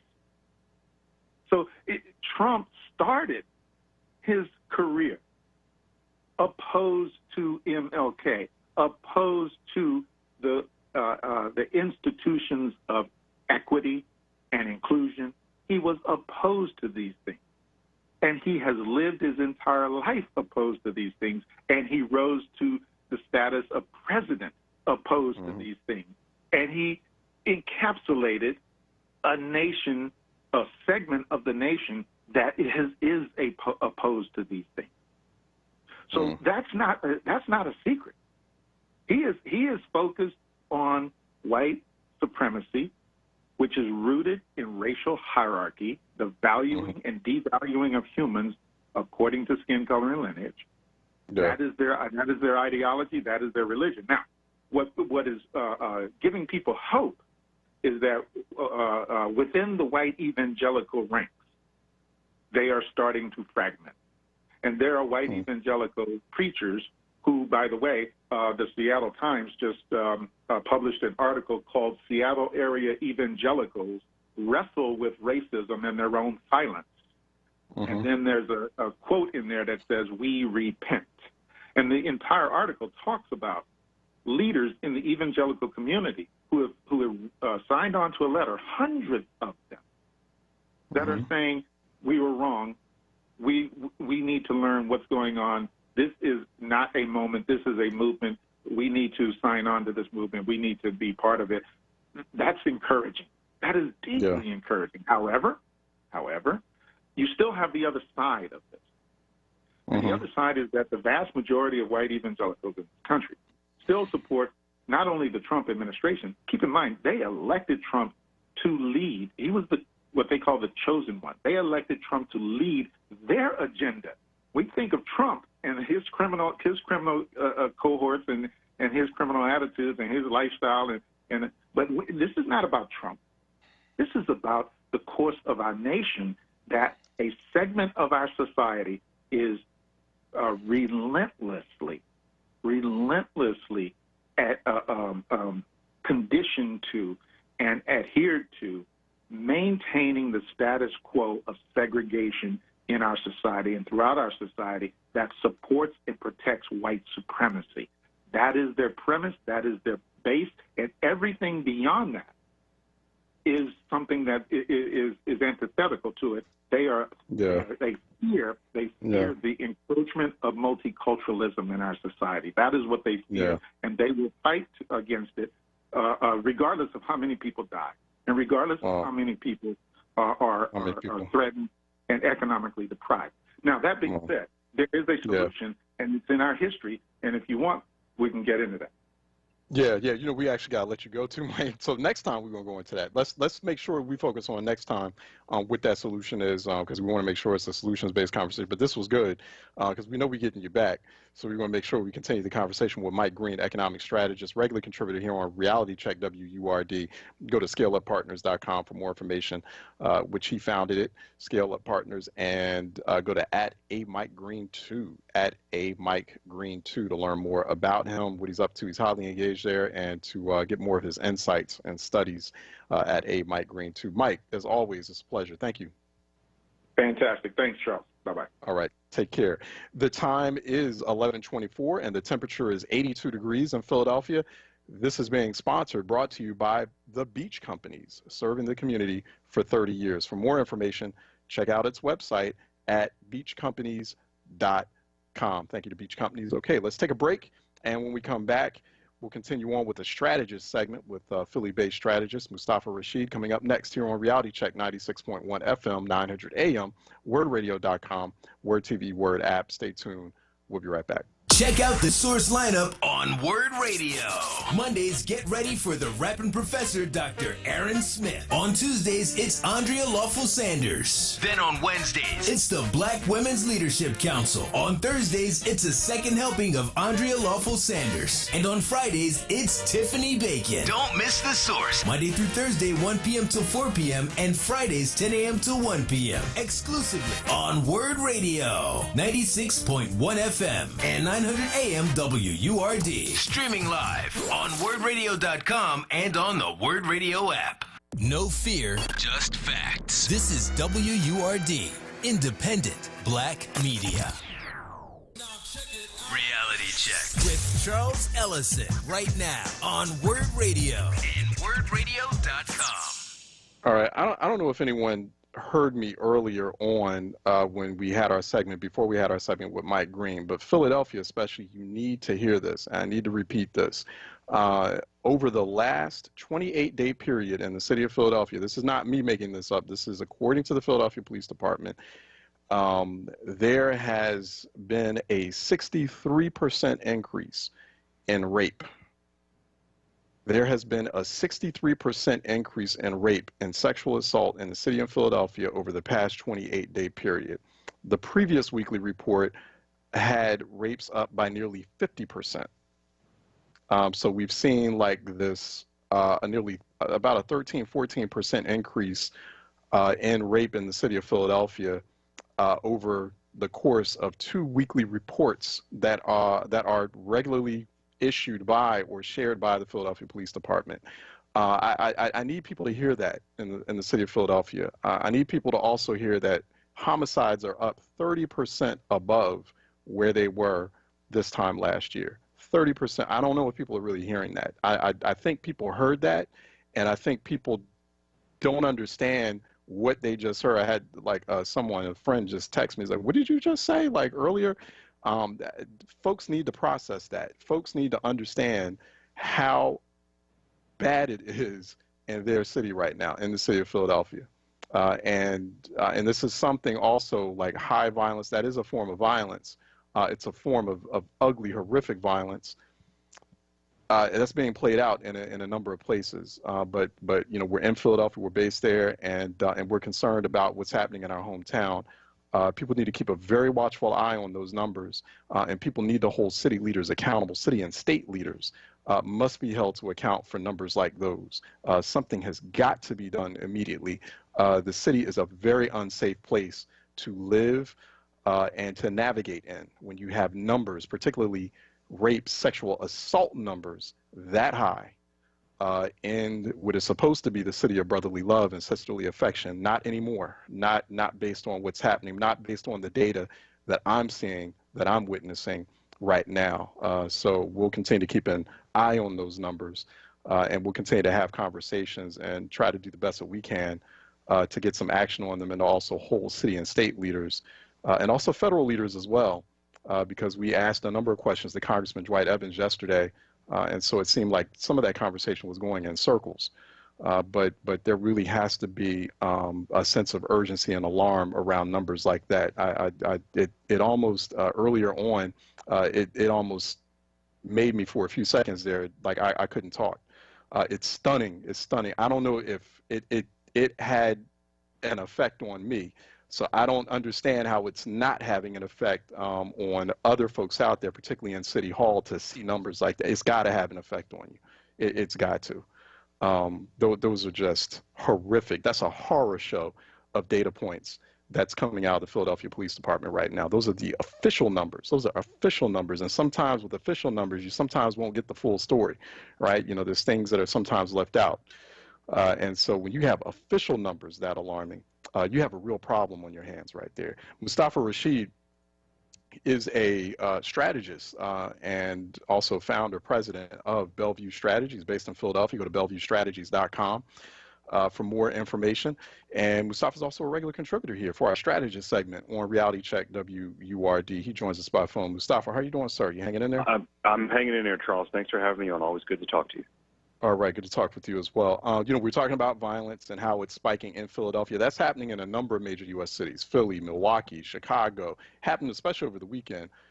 New York and L.A. even, although their homicide rates are still lower than Philly's for cities that are bigger. How do you think President Trump and Republicans will leverage this politically against Democrats in 2020? I think they're again. First of all, Charles, always good to be on with you. Thanks for having me. I think that if I were them, I would tie it like an anchor around the necks of Democrats who are mostly in charge of large cities, which could be problematic. You know, you could just, the president has been using words like carnage and destruction for almost 5 years now to describe inner cities, and those are dog whistles, those are code words. And I think he's been effective at doing it and continuing to be effective by sowing division that way. Yeah, and I mean, how do Democrats kind of counter that? Because that is an argument that I hear come up often, right? And I don't know if Democrats have an effective enough response to it just yet. Like, you know, kind of that short, plucky, just really pithy counter to, like, you know, when people are saying, you know, Republicans will say this often, well, you know, Democrats are the ones running the cities. And you see it on social media, and, you know, and I've even had it. I've gotten into discussions on like radio panels. I'm sure you have, or media panels where, you know, there's someone like a Republican, and they're like, well, Democrats run the city, so, you know, apparently they can't govern, you know, because the cities like Philly are out of control. Like, how do Democrats respond to that? Well, the trouble with it, Charles, is that the response is nuanced and it's lengthy. The trouble is describing economic development policies that give young black folks in cities who are the opportunities to work so that they have meaningful employment, so that they don't feel like they're left behind, so they don't feel despair. And that's too long to explain in a soundbite when someone's throwing carnage in your face. So it does become problematic, but, you know, it's a challenge and a riddle that does need to be solved so that folks can have a conversation about what's going on. But more than that, those policies need to be enacted. And I know folks are trying, but it needs to happen sooner because, like as you saw over Philadelphia, and I know this number is constantly updated. I think 23 people were shot from Friday through Sunday night. That's not acceptable, and that's not sustainable. Yeah. What do you think is happening? I mean, as far as like the leadership class in cities like Philadelphia, the political class. I mean, I'm not feeling the sense of urgency. I know you heard me, Mustafa, just a few seconds ago. I like the rape statistic. I'm like, especially if you're a father and you have daughters and you're seeing a number like that. Like, I don't want my daughters walking around Philadelphia. I don't. Yeah, it Like feels I have to either be with them or they need to like Sure. stay in a car. Yeah, you know, yeah, really. I hear you, and I don't know where that's coming from. It's tragic and it's unfortunate. I think, and I'm probably not going to get it exactly, but I heard our council president say that the combination of unemployment, pandemic, folks staying at home, and just feelings about police violence or that's been happening nationally has given folks a sense of unrest. And I think he tried to outline why that confluence of things is hitting us all at once. And, you know, I think it's a lot of that. There's probably other factors as well, you know, lack of feeling like you have opportunities, lack of being involved in this economy, feeling like it's leaving you behind, that widening chasm between those who have assets and resources and those that don't. I'm sure you've seen those kind of reports. I think there's a desperation out there, and it does need to be addressed. Yeah, you know what? And I know you're a strategist and you're a messaging operator, right? You know, that's the space that you navigate, and that's kind of like the profession that we're both in, and so resources are limited, right? I completely I get that. I understand that. I empathize with that. I really do sympathize with any leader, city, state, or federal, with the exception of the White House, and because they don't want it, they don't want to get it, they don't want to lead, right? Okay. But I totally get it. I've been in those positions. I've had to work for mayors and state leaders and members of Congress, and I know it's hard. It's really, really do. You don't know until you're in those spaces, absolutely. until you're in those rooms. But still, I mean, there's got to be a way, like a Philadelphia, for example, a city hall can go about leading in a time like this, and it's all in the messaging and the optics. What's missing there? What can they do? I think just the answer, that old adage, like if what can be done and can more be done, and the answer is always yes. I think people want to feel reassured and safe, and that there is a plan and a vision, and that it, even though it may be slow, it is working. Some of these economic development policies, they take terms to come to fruition. And so, you know, the folks that enact the change today won't be around to get credit for in 12 years from now. But, you know, folks are doesn't stop them from trying. But I do think that it helps people to feel like there's a grand vision that's being enacted, no matter how slow. But at least there's some progress that's happening. And I will tell you right now, like based on what we saw over the weekend, that level of violence feels like we're not going in the right direction. Yeah, you know, I you know what kind of moment I'm waiting for, Mustafa, at least when I look at Philly and using that as a case study, because that's our hometown. That's a place we deeply care about it and what happens to it. I'm waiting for city leaders to like give me like a Morgan Freeman and Deep Impact moment. Remember that remember that movie Deep Impact? I think it was like from 98 or 99. The asteroid hit the planet. Morgan Freeman was president, right? And then, you know, and then at the end of the film, it was just the most inspiring thing, right? I mean, it made you want to cry at the end of the film. Like they rebuilt the U.S. Capitol far away from the flooding waters, and he's giving a speech. He's like, we're going to do it. We're going to make this thing happen. We're going to rebuild. I'm not seeing that moment in Philadelphia. I think that's what people want to see, and they're not getting it. It's just not happening. No one's doing that. No one's stepping up to the plate and saying, hey, you know what? We are going to get through this. We are up 24/7 on this, even if they're really not. But, you know, they're just giving that impression. They're like Morgan Freeman at the end of Deep Impact. But go ahead. I'm sorry, Mustafa. No, I'm glad it's a great point you brought up. You know, Morgan Freeman as president with a vision of hope and optimism coming out of a devastating environmental crisis. And that's the exact opposite of what we get from this president. We get indifference, neglect, negligence.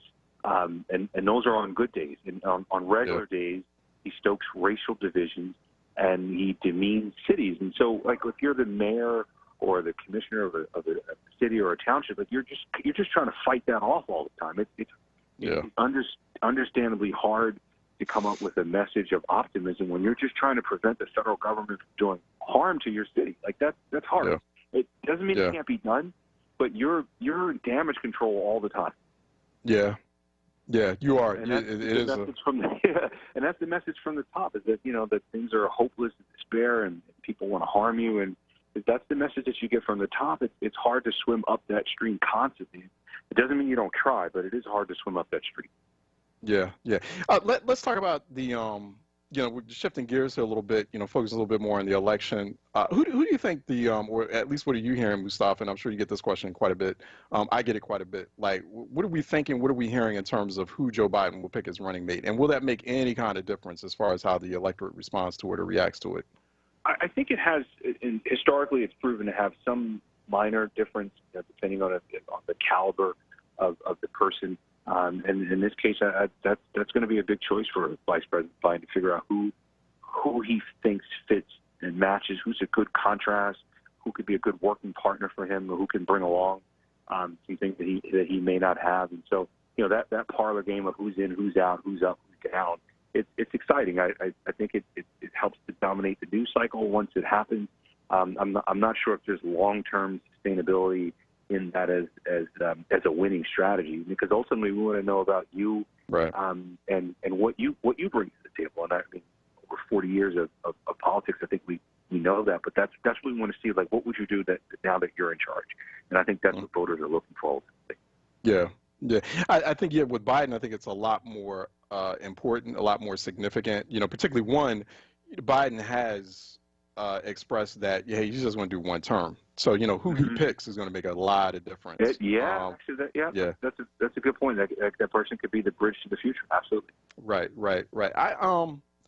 With names, I mean, favorites of yours or folks that kind of stand out to you. I keep feeling like a lot of names that keep being floated about are kind of decoys. They're decoys for both Republicans, and they're also decoys to help kind of like temporarily placate progressives. I keep feeling like folks shouldn't sleep on a dark horse, and that's Val Demings. That's Congresswoman Val Demings out of Florida. I just feel like it's not going to be Elizabeth Warren, because they don't want to give up a Senate seat, especially when they're trying to recapture the Senate. Joe Biden wants his Senate. He wants a Senate if he's going to win the White House. I don't feel like it's going to be Kamala Harris, because I think it's just Kamala Harris is too clumsy in trying to unpack or explain what exactly was her record when she was a prosecutor, both in the Bay Area, California, as AG of California. Tammy Duckworth, I don't know, because I think, she's a veteran. Her name keeps popping up, but she's in a wheelchair. And so how, once again, that bridge to the future, that I don't have a problem with that. I'm sure you don't have a problem with that, but there are people out there to be like, well, how's she going to be able to run the country in a wheelchair and she got kids, little small toddlers running around, right? I mean, I'm just saying that there are people out there who think like that, which is sad, but I'm just saying that it's just not a criticism they would level at men. You're right. Right. And I just think that Val Demings it's not going to be Stacey Abrams. That's out. I just feel like Val Demings is that dark horse. It's that she doesn't have a lot of name recognition, but I think once she hits the scene, I think there are a lot of pluses that the public conversation is overlooking. Agreed. I think as you pointed out, there are pros and cons with all of them. I think the general consensus from progressives, and that's a wide spectrum of folks, is that folks are desirous to see an African-American woman, and I think that's kind of where that landed. And then you go through the list of prominent African-American women that have been in leadership positions in this country so far. And that speaks to the problem that a lot of African-American women have not had that opportunity, or have not been able to forge that opportunity yet to be in those prominent leadership positions. There should be a deep bench. I mean, African-American women are the key voting bloc to any winning constituency, right? And that there should be a deep bench of African-American women who have that kind of experience that could step up and say, hey, I think I'm a good candidate for the job. And it just goes to show that we got to build that pipeline. There should be an enormous amount of candidates that without flaws say, wow, that's the person. And it speaks to some of the challenges that are for women for running for office, and that they've got to do more. What do they say? Your water's got to be wetter, your ice has to be colder if you're a woman, and especially if you're an African-American woman in elected office in this country. Yeah, no, one thing I agree, and I do think he definitely is going to have to pick a black woman. I mean, especially in a moment like this. Maybe at one point he probably could have, before all of this happened, right before we got into this moment, he probably could have. He could have, and he was about to do that too. He was about to because remember he said, "I'm gonna pick a woman. I'm gonna pick a black woman, Supreme Court justice." He was very specific about that. Read between the lines. I think now you know what, you're going. Sorry, Joe, you're gonna have to do it. You got to be a black woman. Like you can't get around this. Correct. So this moment calls for it. Right. I mean, so the polls can look good for Elizabeth Warren all they want as far as she's okay with black voters. At the end of the day, folks want to see a black woman. being picked, and I don't think he can get around that. I think it's at that point now, so it's just the stage of which black woman will it be. We were talking with Mustafa Rashid, who joins us occasionally for our regular weekly strategist segment. Go to @Mustafa Rashid with one E on Twitter, on social media, BellevueStrategies.com. He is founder, also president, CEO of Bellevue Strategies, Philly-based BellevueStrategies.com. We have some great conversations here during our strategist segment. Mustafa, thanks for your time. Really appreciate it, bro. Always happy to be on. Thanks, Charles. All right, take care. Okay, let's take a break, and phone lines are open. Phone lines are open as we head into the noon hour. Phone lines are open, so they'll be open after this break, and then they'll be open after 12 noon. 215-634-8065, toll free, 866-361-0900. 215-634-8065, toll free. It is 866-361-0900 here on Reality Check. 215-634-8065, toll free. It is 866-361-0900. Phone lines are now open, and also we'll check our comments on our Facebook live stream when we are back after this break. In Pennsylvania, everyone counts, and everyone needs to participate in the census. Our population count determines our voice in government and how much federal funding our communities receive for health care, food assistance, education, transportation, housing, and more. So every infant and child, every foreign and U.S. citizen, everyone matters. For a stronger future, we all need to count. To learn more, go to pa.gov/census.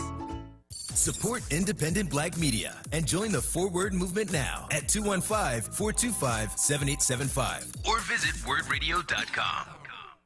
Open calendar. What's my schedule looking like? Next Thursday, you will be caught in an emergency flash flood between Park and First Street. What? No, that doesn't work. I'm busy then. Decline. Decline. Floods don't exactly work around your schedule. Disasters don't plan ahead. But you can. It starts with talking to your loved ones about making an emergency plan. So don't wait, communicate. Visit readypa.org. Brought to you by readypa.org, FEMA, and the Ad Council. Reality Check with Charles Ellison right now on Word Radio and wordradio.com. All right, welcome back to Reality Check 96.1 FM 900 AM, wordradio.com, and also Word TV, Word app. Sorry, I was just reading a tweet here, so there's sometimes some funny tweets here, so that kind of helped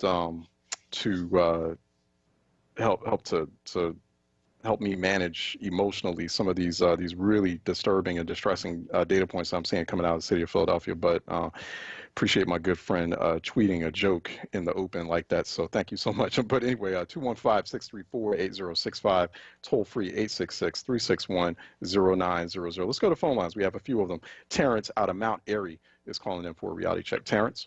Hey, sir, how you doing today? How are you doing? All right. I'm good. Listen, the reason I'm calling is because I agree pretty much with everything you're saying as far as Philadelphia is concerned.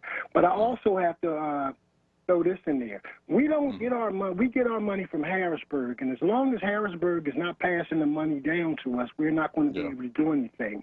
That's number one. And the thing I also wanted to speak to you about was this. Nobody's talking about Susan Rice as far as Vice President is concerned, because she has experience, and I think she'll be a great pick. Now, Val Demings, I do like her because of her police background, and it's not overabundant as far as like locking black people up. But at the same time, like I say, it's a whole lot of things out here that's going on that our local government is not handling. Like, it seems to me that the only thing they're interested in doing is making sure they keep their job, and the only time you see them is around election time when they want to give you a turkey or something like that.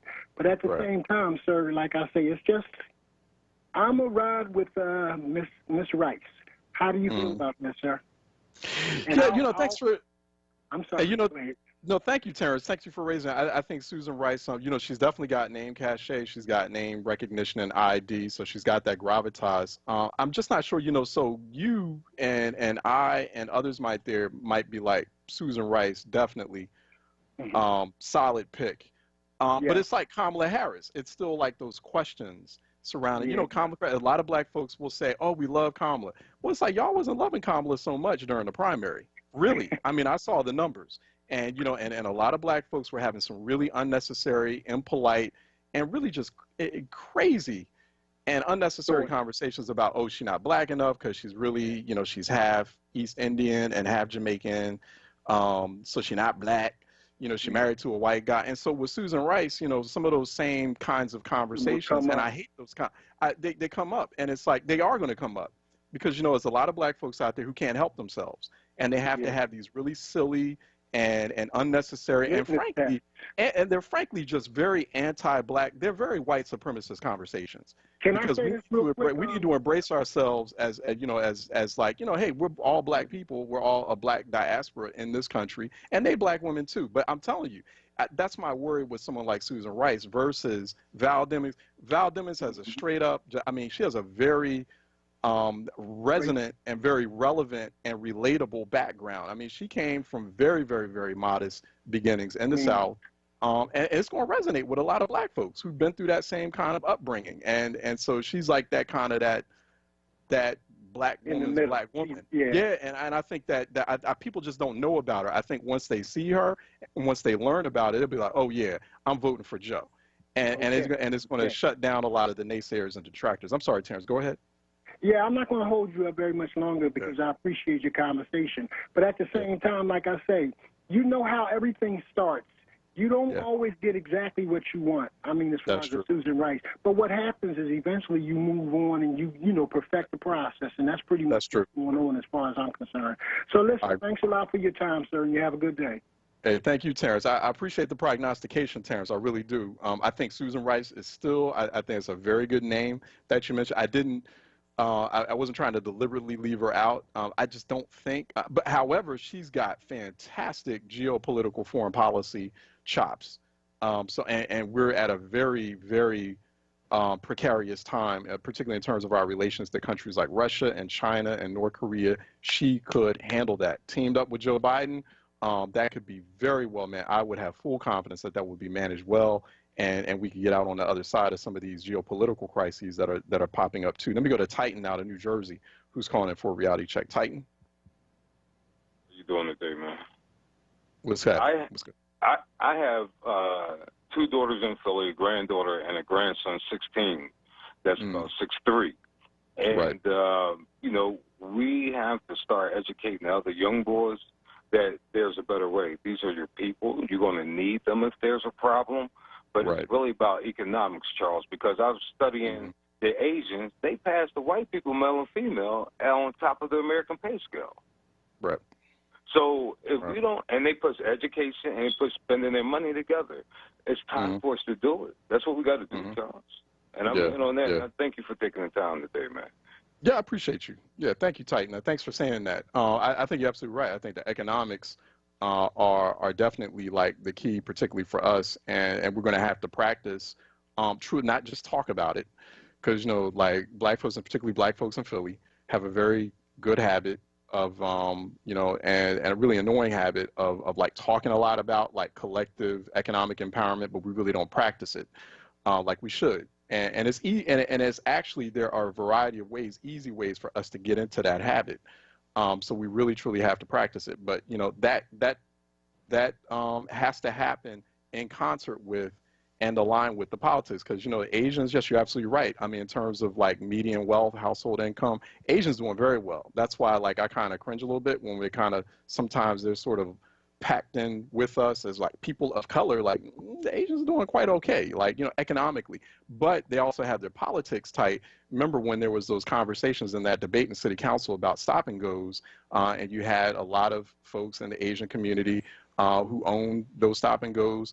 They were there in that chamber. I remember because I was there during those debates. They were in mass numbers in that city council chamber, all wearing the same T-shirts, and all advocating for the same goal and the same message, the same political thing, right? You know, they were unified politically. So they got the economics straight, but they also had the politics straight as well. So you might not see them getting elected as much, but they're definitely, and all credit goes to them. I mean, they're definitely playing that political game very well. So, you know, you got to do both the politics and the economics. But I totally agree with you, Titan. Let's continue to go to the phone lines. Sister Murray out of Northern Liberties is calling in for a reality check. Sister Murray. Hey, Charles, how are you? How you doing? I'm doing great. Thanks. It's always a pleasure to talk with you on the radio. I appreciate your WURD radio station and all those who work along with you. Charles, just for a moment, just take a deep breath, and I want you to listen very closely.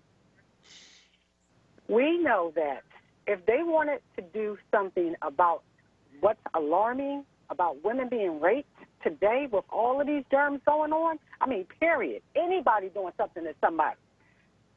If I don't know if you remember last year around Girard Avenue, around 15th Street, there was some rapes going on in the current, and men was grabbing women. And until it hit 2 white women, the whole game changed. They caught those guys within 2 days. So it doesn't make sense. As long as it's happening to the black people, it's okay. But look, Charles, if you look at the TV, your number 45 has a commercial on there that says, if you're getting raped, press 1. If you're getting robbed, press 2. If you're getting kidnapped, press 3. And we will see you in 5 days. So he's putting this stuff on the TV, Charles, so that people can actually see this and they will go out and implement, because all he does is cause harm, divide, and try to conquer. But what, Charles, what we need to do, I would love to see the Muslim brothers out on our streets in North Philly, because they respect them. If they don't respect the cops, Charles, they respect the Muslim brothers. And they need to get out on them streets and reach these black guys and make them stop what they're doing. Stop the shooting, and please stop. Do not touch our black women and our children. Yeah. So we can't just sit on this radio, Charles, and just be like, hey, let's just do this and do that. We need action today, not tomorrow, today. If this is happening, then I want to see these black men out on these streets. You know, Charles, back in the day, nobody touched a woman or a kid. Nobody. No, they didn't. Because the black men stood up and they protected their women. Yeah. Where are they at, Charles? I've either witnessed that growing up in Philly, I've either witnessed that or been a part of protecting, keeping the sisterin on the streets protected in those moments and sending that message on the block. Yeah, I don't know what's going on in Philly right now. It's different. It's a different kind of Philadelphia from the one I grew up in. Charles, that to see a number like that. Support your radio station. They need to continue to support. And if you don't have a membership, just donate money, because we need to hear this radio station every single day, all day, every day. Thank you, Sister Murray. Hey, Sister Murray, let me let you go because we got a lot of phone calls, so I want to make sure we take them all in. Let me go to Maurice. Thank you for that. Thank you for sharing that. I appreciate that passion too, Sister Murray. Let me go to Maurice out of Southwest, calling in for a reality check. Maurice? Charles, the strategist you just had on, he's been saying, he said the exact same thing I've been trying to tell you ever since you started. I said it the last time we talked. When you only have 2% of all businesses in the city are black, what do you expect to happen? And then when you have put the COVID on top of it, that means that 2% is probably under 1% right now because the businesses weren't allowed to open. So how else are you going to get money? And I'm talking about crooks, not good people. I'm talking about the killers and the murderers and the rapists. They know they can go to town now because the city officials who you keep protecting, I'm going to put it on you now. Every time I say something bad about them, you always come back with, well, they put this bill up and they're trying to... That's not the case. I just wanted to just be factually correct, Maurice, that, you made the statement, and it wasn't to, put any sort of cute retort together against you. It was just let's just be factual when we're having those conversations. No, you're absolutely right. We need to be critical of city leaders. But, when we're doing it, let's just make sure we're factually correct. They talk about black folks all the time. They don't talk about, you're right, on this case, you and I agree. They may not be as, ambitious in that conversation about black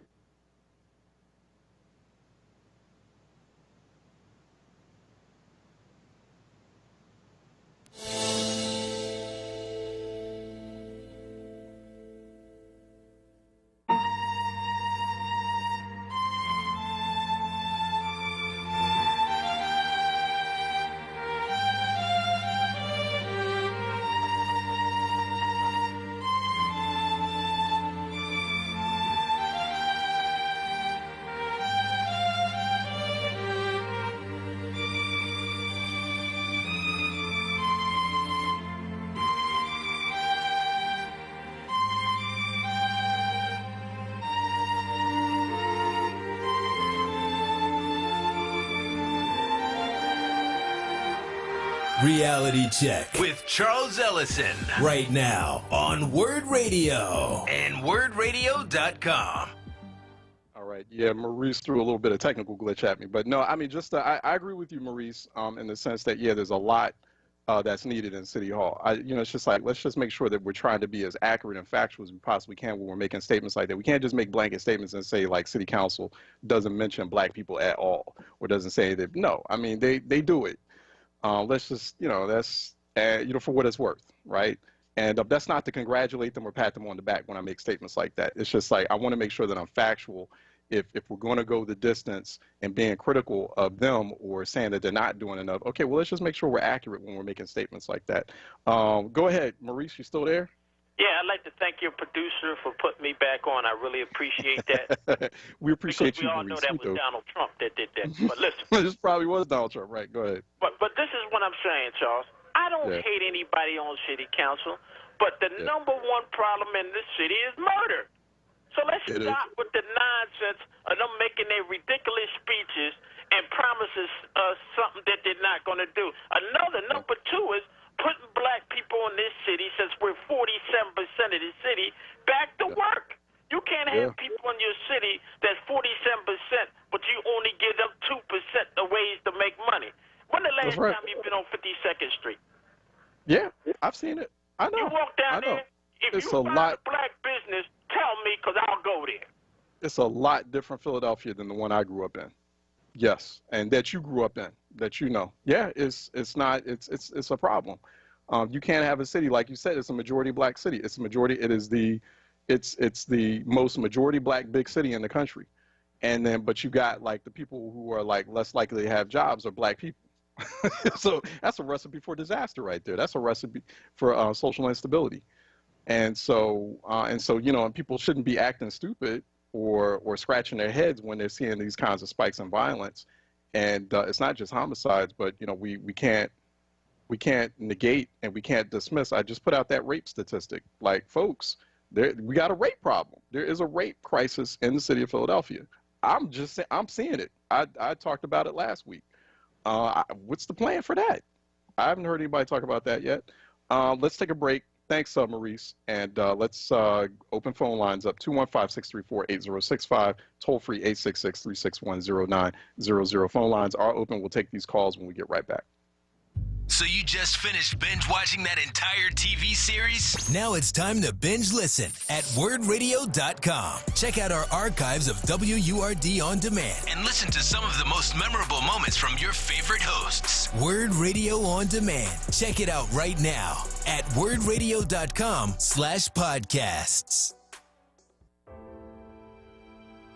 1 in 23 will be diagnosed with colorectal cancer in their lifetime, yet more than 60% of deaths from colorectal cancer could be avoided with preventative screening.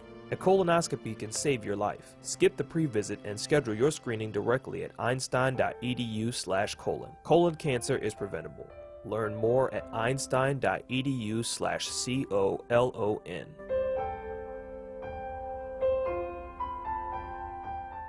Warning. If you're drowning in debt you can't afford, do not let the credit card companies trick you into thinking that you have to pay it all back, because you don't. What the credit card companies don't want you to know is that there's actually a way to get debt-free without paying off your entire debt or going bankrupt. If you have $10,000 or more in credit card debt, you have the right to let us settle that debt for a fraction of what you owe. For free information, call Credit Associates now. 1-800-965-5269.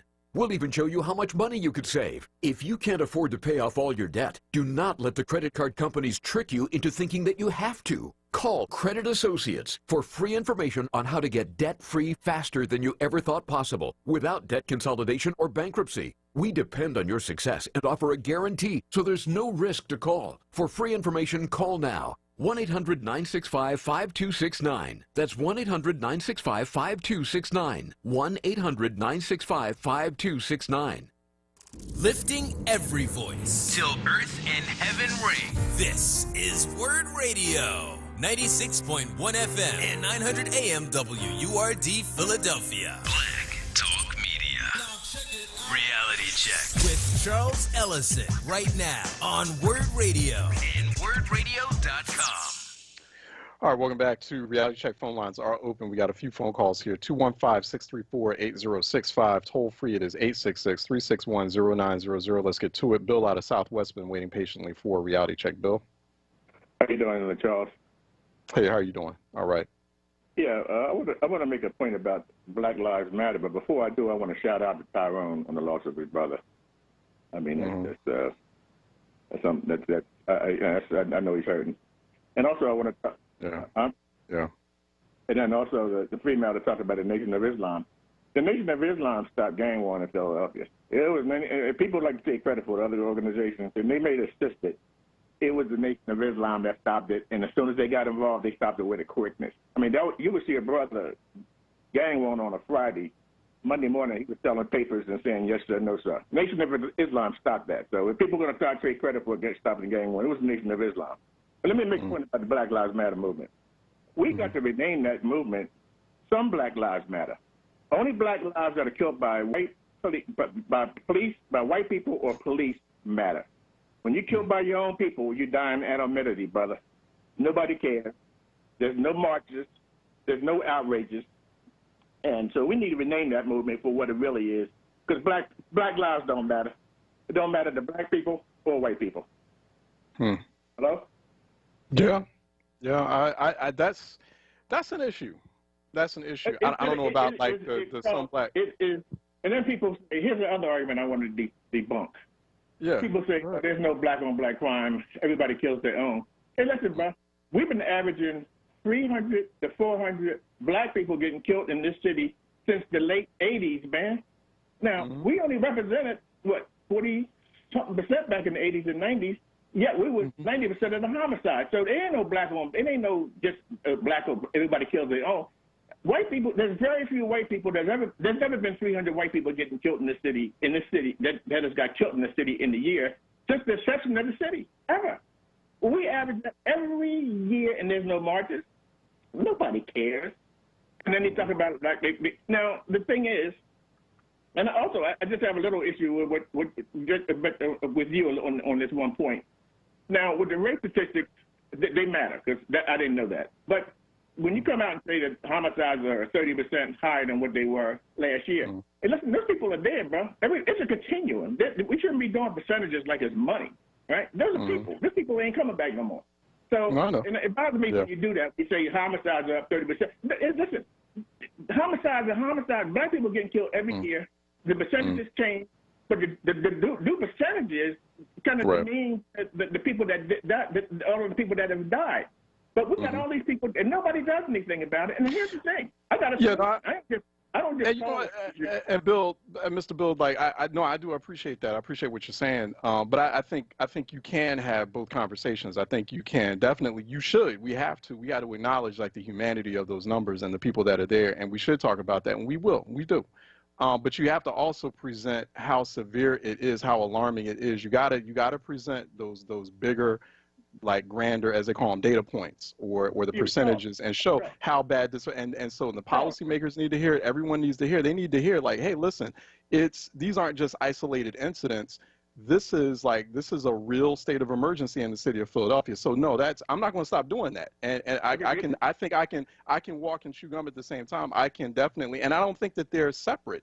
I think that is when we leave out the percentages and we don't have a textured, data-driven conversation about what's happening in the city, then you leave whole parts of the story out. And then, and it's hard for people to fully grasp and understand how bad this is. With the rape statistic, I don't think people realize how bad it is. That's a high number.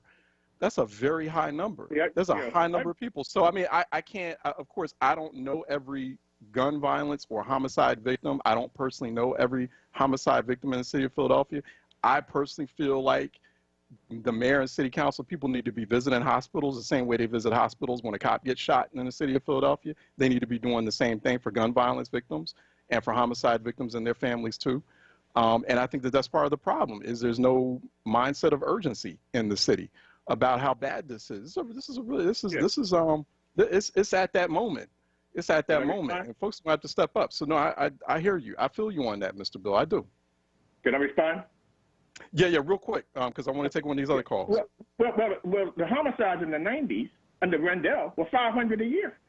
Yeah, I know. I know it was bad. It was bad. Nobody said a damn thing about it until Street got in. Then the Daily News and they talked about black homicide. Then black people started caring about it. Right, so, right. I hear you. And then the rape statistics were startling. I didn't know that. Right. That's something different. You could talk about that. But the homicides, man, doesn't make any difference. They go up and down. And just to concentrate on the percentages is well. I think it's going to have to start making a difference. It's going to have. If we want Philly to be the kind of place that we want to live in, and for it to have a better quality of life, we're going to have to have that. We're going to have to unpack that conversation, but we're going to have to figure out a way to resolve it and solve it. It can't just be that Philly's just a violent city. Let's just move on. And I feel that there are things that can be done that aren't being done. I just, I think the resources are there and the willpower is there if people really truly want to. I think that there are certain forces and interests, however, in the city that really don't want to do anything about it. And so that's why we got to keep having the conversation. Mr. Black, I got to let you go because I want to make sure I give everyone else equal time. I appreciate what you're saying, though. I think you made some real good points there. And Black Lives Matter does have an issue. You're not the only one who complains and talks about that. And I think we've talked about that here on this program. You're going to have to give like equal proportion of time and focus on just like you get, yes, rightfully so, you protest about and you talk about black folks who get killed by or die at the hands of racist cops. You're going to have to talk about black folks who are also dying as a result of deteriorating public safety conditions in their community. You're going to have that conversation. Or you're also going to have the black lives who die slowly from environmental racism. That's also a big crisis, especially in a city like Philadelphia. And people are dying every day from all sorts of chronic illnesses and diseases as a result of air pollution and water pollution and lead in the city of Philadelphia. That's also, so if we're going to have like a holistic kind of name like Black Lives Matter, you're going to have to put equal emphasis on all those crises where black people are dying. To Bill's point, and he makes a very good point. He's very much correct. And that is a problem for that kind of movement. Because you don't want to leave any questions out there. You want to be like, consistent. And so I think that's a very valid point. And a lot of people are making it because they're like, well, what about, hey, I just had my son or sons or my daughters died from this horrific violence. And we're not getting any kind of big, you get the occasional candlelight visual here and there, but there's no kind of big, kind of massive protest movement for that. And people, it's valid. It keeps coming up. A lot of people raise that. And let's stop acting like people aren't. And let's not shame other people who are genuinely concerned or are victims of that violence for raising that. When they raise that point, they're not channeling, anything like All Lives Matter, anything like that. They are genuinely concerned for and have a love for black people as a whole. And I think that's a valid point and valid conversation to have. Mayo out of Center City is calling in for a reality check. Mayo? Yes, that gentleman who just hung up, he has an excellent memory. I thank that gentleman. He's right. I'd like to see the Nation of Islam take over for the Philadelphia police. I think they would do an excellent job. Mm-hmm. Charles, I don't call this station very often because I'm not a Democrat or a Republican. I'm an African. Mm-hmm. And based on that, Charles, did you just say, because I know you got two rednecks that are running for president, did you just say that Biden, I know that they were saying that earlier he was suggesting having Susan Rice to run as vice president. That's not really so, is it, Charles? Tell me it's not so. Oh, that's Susan Rice. Susan Rice is on that list. That doesn't mean that he's going to pick her. I don't think he will pick Susan Rice. I don't think. I mean, I could be wrong, but she's on the list. She's just on a list of names. There's a lot of names on the list, and Susan Rice is one that pops up. It's not, from what I understand and based on what I'm hearing, she's not on that immediate short list, but her name is on that list. Okay, because I know I won't be going out of my door come November. If he Why not? Drags her up from the pits of hell. I just told you, John. Why? What's wrong with Susan Rice? I'm not a Democrat and I'm not a Republican. But wait a second, Ms. Mayo. What's wrong with Susan? I understand that, but what's wrong? Why wouldn't you vote in an election like this? Rwanda. One word, Rwanda. And how Okay. she handled it. How does she handle it? How does Susan Rice handle that? Oh, Charles, you're an intelligent man that does research. Mm-hmm. No, I know. I know that there were issues with the way the Clinton administration and. Rwanda. Mm-hmm. I have I just want to hear from you. On the phone is bothering me. But no, I don't even like Biden, that redneck, and his political history. So I don't do a lot of talking, Charles. I just say what I mean, and I mean what I say. Mm-hmm. I just feel like an election, a high-stakes election like this, Ms. Mayo, I mean, it's not one of those, no one's going to expect, I'm not expecting any perfect candidates. I'm definitely expecting an alternative to, like, the nightmare that we're in right now. And it's that moment. And so I think, like, I don't think Biden is on that scale of redneck or racist that definitely Donald Trump is on. So I'm comfortable. I'm comfortable with like ensuring he gets into the White House and we at least start the process of fixing things that are now broken at this moment and also kicking Republicans out of the Senate. And I think it needs to be as simplistic as that. But Ms. Mill, no, I appreciate you. That's a very interesting point about Susan Rice of Rwanda. I know the kind of the backstory with that. And I think that that's something that would come up. That's one of those things that would come up if she were picked as a running mate. Some people like yourself will raise it. How was that handled? How was Rwanda handled by the Clinton administration? Let me let you go because I want to give some more time. Thank you for that. Let me go to Vashti, I think I'm pronouncing it correctly, out of South Philly, who's calling in for a reality check. Oh, good morning, good afternoon. And hey, good morning. I'm really appreciative of what Ms. Mayo said. Regardless of people saying that Kamala Harris or Rice should be picked, I care less about, who they're married to, what their heritage are. I consider them both to be black women. But based on their records, no. No, not at all. Yeah. And Joe Biden, I'm having a difficult time. I'm holding my nose to go vote. Yeah. But, I mean, but you are voting. You are voting in this election. Definitely. I'm not going to let my ancestors down. Yeah. They fought hard and long. So yes. Yeah, because I just feel like, and this is like, and I understand. I mean, we will. Despite how we have to end up voting, we are still going to maintain our blackness and our Africanness in a moment like that. It does not in no way voting for Joe Biden or ensuring that we replace Donald Trump in the White House. In no way is that going to diminish my blackness, your blackness, or Ms. Mayo's blackness, or anyone's blackness that's listening in to this program right now. And so, but I think black people have to understand, black voters, I am seeing some very disconcerting numbers, polling numbers coming out of black voters in terms of their attitudes. And vast majority of black voters are going to vote in 2020, but there's compared to other demographics, there's higher numbers of black voters saying that they're not going to vote in 2020 than whites and Latinos and Asians. That's concerning. That's concerning. And so, because the stakes, this is a very high stakes election for us, more so than anyone else. But go ahead, I'm sorry. I'll always exercise my right to vote, but Kamala Harris is not for black people. And Susan Rice, when I heard what came out of her mouth after what Snoop Dogg said, and she said she'd get an army after him.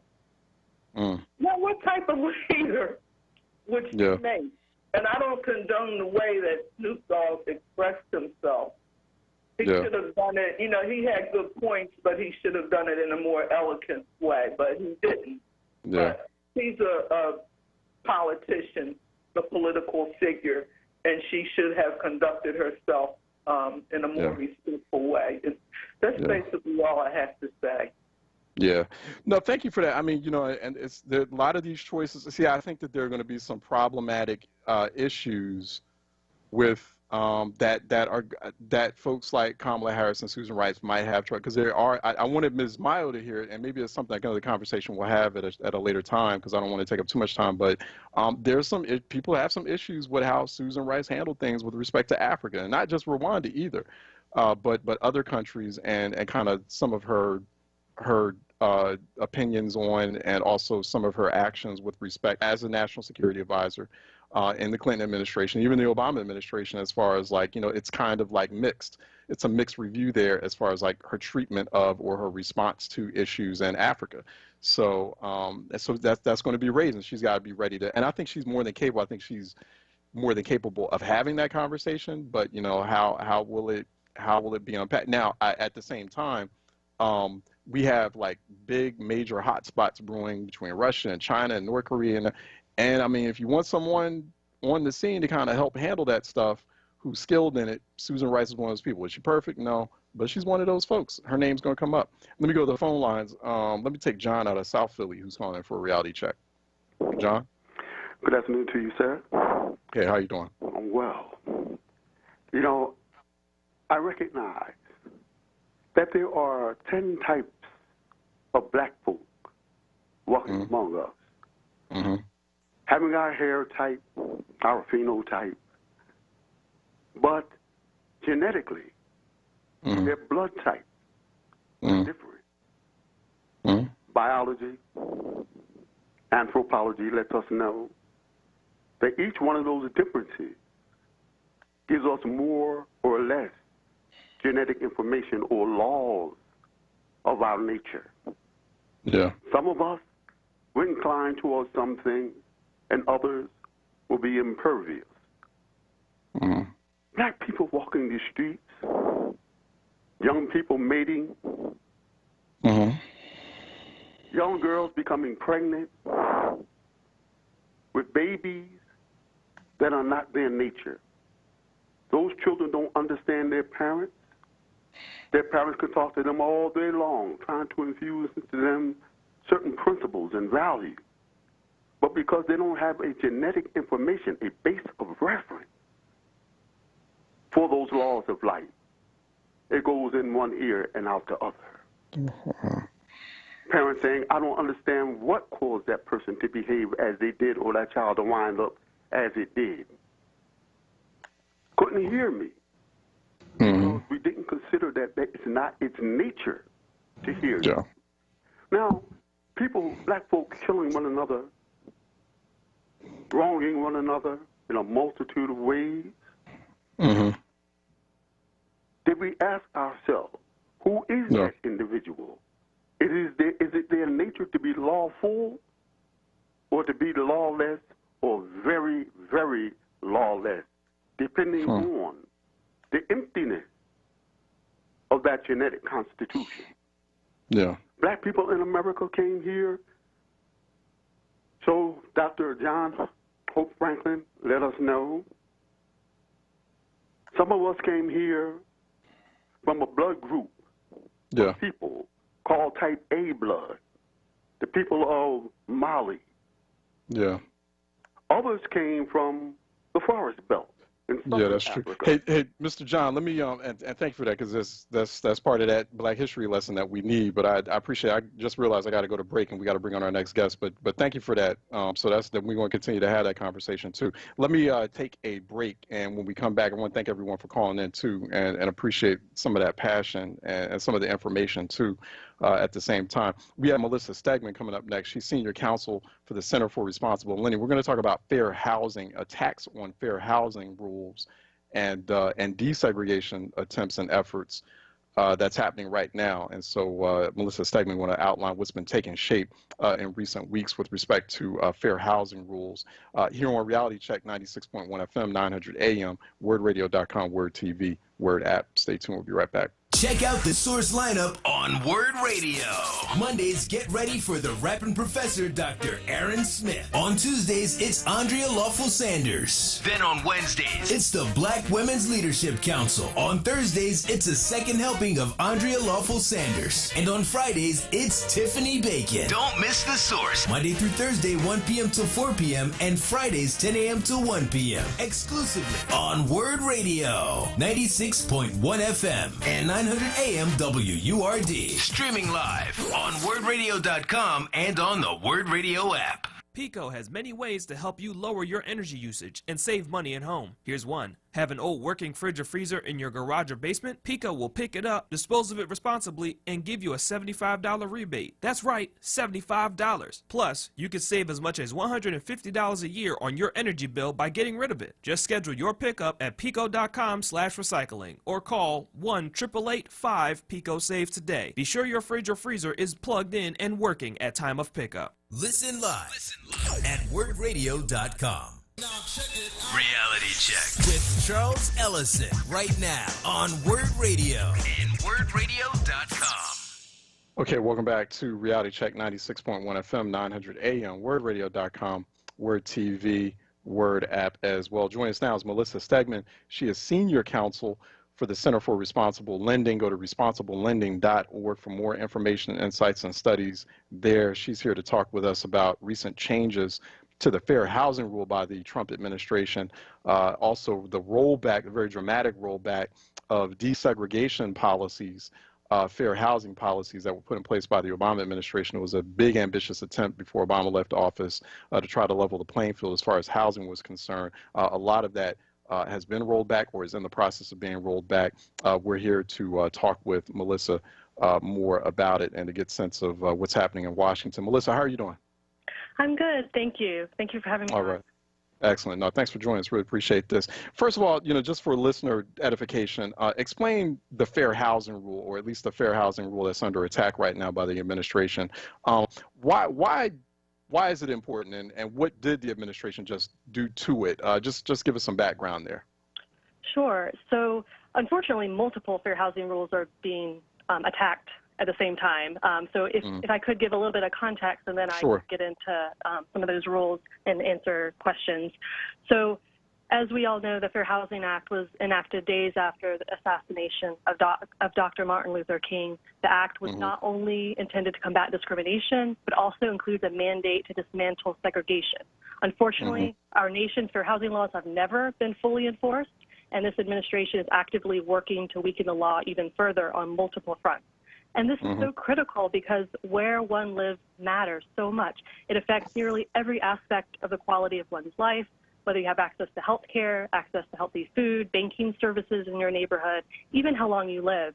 So our housing policies must ensure that people have access to safe, affordable, and fair housing. And there's been a lot of research that demonstrated the inextricable link between place and opportunity.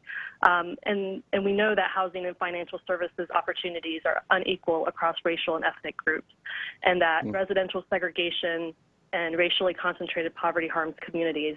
And so one of the many rules that this administration is in the process of rewriting is called the Affirmatively Furthering Fair Housing Rule, AFFH for short. I can start talking about that one if you like. Please, let's go. Give us some background on that. Expound.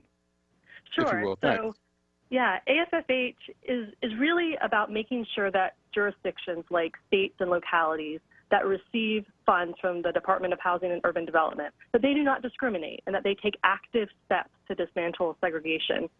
So it's really a planning framework. It's a tool for states and localities to use to examine the fair housing barriers in their communities and figure out ways to address them. Jurisdictions have to consider the impact of their policies and practices.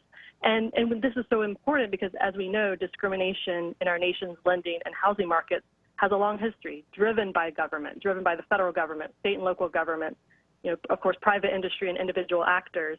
And states and localities have really broad authority to make decisions that impact people's ability to access fair housing. And their public policy tools can be used for good or harmful ends. So it's really a planning framework for jurisdictions to examine the fair housing barriers and kind of figure out what to prioritize and to set meaningful goals to overcome segregation and fair housing barriers in their community. Do we feel like over the years that these sorts of fair housing rules have worked? Have they been effective? Well, with respect to AFFH, HUD only issued a rule in 2015, so it took that long to actually to issue this rule to really make the reality of this provision of the Fair Housing Act a reality. And it barely had time to go into effect before the administration effectively suspended it and now is in the process of rewriting it. So we haven't really been able to see how well this the rule, all the benefits of the rule. So yeah, it's very unfortunate. Yeah, no, it is very much. We're talking with Melissa Stegman, Senior Counsel, Center for Responsible Lending. Let's talk about like kind of the state of housing segregation or how disparate communities are today. How severe is that problem, right? I mean, because we're still even like 50, 60 years after the Civil Rights Movement, after the implementation of some of these laws and these rules, we still have to this day, we have this lingering problem with housing segregation. Yes, we certainly do. Discrimination, unfortunately, is still rampant in our society and in housing. Just to give you a couple of quick examples, for instance, in 2018, the Center for Investigative Reporting conducted an analysis of 61 metropolitan areas to identify lending disparities, and it controlled for applicants' income, loan amount, neighborhood, and the majority of metropolitan areas demonstrated a pattern of loan denials for people of color. And there's also some really groundbreaking research from UC Berkeley's the School of Business that found that financial technology companies and brick and mortar lenders are habitually charging borrowers of color higher interest rates than white borrowers with similar credit profiles. And this costs Black and Latino customers an additional $765 million annually. So, I mean, there are so many studies out there that demonstrate that the problem persists. And we have data from the Home Mortgage Disclosure Act, which also shows that there are very low levels of lending to communities of color, that loan denials are really high, and this trend has not measurably improved over the years. I mean, that's when you got to have like performance metrics. I mean, for the Fair Housing Act and also for how federal government agencies are implementing them. And so, I mean, kind of moving forward, what can be done here? Like, as far as, I mean, if the Trump administration is outright violating law, kind of what are some of the next steps to take to counter this? Yeah, well, another law that's being undercut currently that's really important for enforcing civil rights protections is disparate impact theory, and that's another one that's under attack currently. And that's it's really about helping to uncover discrimination that might not be obvious, so challenging what may seem to be neutral policies or practices that have a discriminatory effect. And so we're working really hard right now to oppose what HUD is doing to try to get this rule through.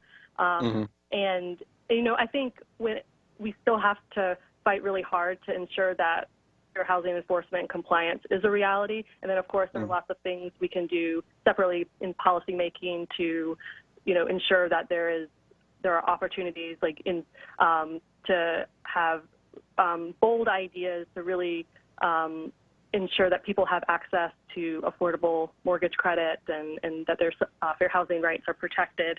And is it okay if I talk a little bit about disparate impact, because that one is really crucial. Please go right ahead. Now. No, thank you. So right now HUD is trying to finalize a rule that would make it much more difficult to use disparate impact theory to address systemic racial barriers. The way they're trying to rewrite this rule, it would basically put all the burden on the person alleging discrimination. They have to basically prove their case before they can even, and also debunk the other side's defenses before they can even go forward and learn about what is driving the other side's policies. And we know that disparate impact has been crucial also in uncovering intentional discrimination that might not be as easy to see upon first glance. And it's also a way to challenge systemic racism and structural barriers in our housing market that need to be addressed. So it's a way. It's a really important enforcement tool. And so I think it's important, like on the AFF8 side, it's more about a compliance framework or planning tool, and disparate impact is more about enforcement. And so we have to have all aspects here to ensure that fair housing rights are afforded to all. We're talking with Melissa Stegman. Melissa Stegman is a senior counsel at the Center for Responsible Lending. Go to responsiblelending.org for more information. We're talking about fair housing and an attack on fair housing rules by the Trump administration, what's happening and what's being done about it. What can cities and states do, Melissa? Like, I mean, sort of like what's kind of the game plan for them to counter what the administration is doing? I mean, and that's a hard question. It's a difficult question at a time like this during pandemic. Right. Well, I think even if, this AFF8 rule, well, actually, I would say a lot of jurisdictions went forward with their AFFH plans, their assessment of fair housing, despite the administration rolling back the rule. And I think it's important for jurisdictions to very carefully examine their policies and practices and what is perpetuating discrimination and segregation in their communities. And that's very much a local analysis. I mean, that's going to be maybe a little bit different in every place. And so I would strongly encourage states and localities to still conduct that kind of analysis, even if it's not required technically by the government. Yeah. Is there any way that, like, I mean, if cities and states, if they're implementing those rules, is there any way that the administration, that the federal government can circumvent that or get in their way when they do that? Well, they not as part of the well, I mean, they can have their own. I mean, states and localities could also issue or have passed their own fair housing laws. So. And it can be stronger than the Federal Fair Housing Act. So I think there's a lot that states and localities can do. The federal government wouldn't be able to roll that back. But it might not be part of the AFFH process in terms of to get HUD funds, but it's still, there are things that they can do. Yeah. Do we feel like, I always wonder about, fair housing, philosophically and by principle. I mean, it's a direction we have to go in. It's the right thing to do. I just wonder about, some of the remedies and prescriptions and solutions, and do we have trouble kind of like applying them to the present realities and conditions of vulnerable communities, particularly Black communities, for example, in a city like Philadelphia that are in constant economic distress. And, sometimes we try to apply some of these conventional banking and financial fixes to people who are in very different forms of distress. And I sometimes feel like the template for alleviating that kind of financial duress, it's a very white middle class template. Frankly, sometimes I feel like, in terms of, like, for example, the conversation around credit, I think that is a crisis that's happening now. It's been happening for some time, and it's about to get a lot worse, but no one's talking about it openly, and it afflicts those economically distressed Black populations and brown populations particularly hard, especially Black populations. What sort of conversation are we having about that, about, like, the economic prescriptions needing to be extraordinary when it comes to dealing with fair housing issues and other issues like gentrification and economic duress that are happening to highly vulnerable populations? Right. No, I agree with you. It's an extremely complex issue in terms of figuring out the best prescription. And I would say that there are a lot of tools in place, and it's about also coming up with some bold ideas to, because a lot of like our current framework is, there's a lot lacking there, and we I think need some new ideas and ways to apply fair housing laws in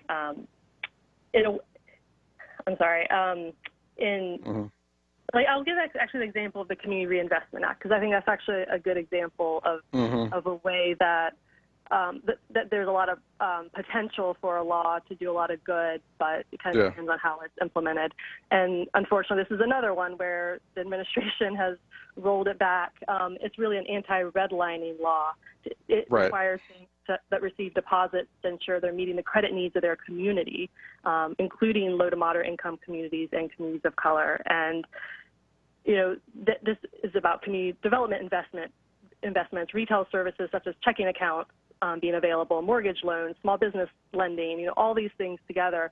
And again, this administration is rolling that back and making it, and really failing to ensure that local banking needs are met and re-sanctioning bank redlining. So I think we do have a lot of the tools, and it's just really about ensuring that they're enforced robustly and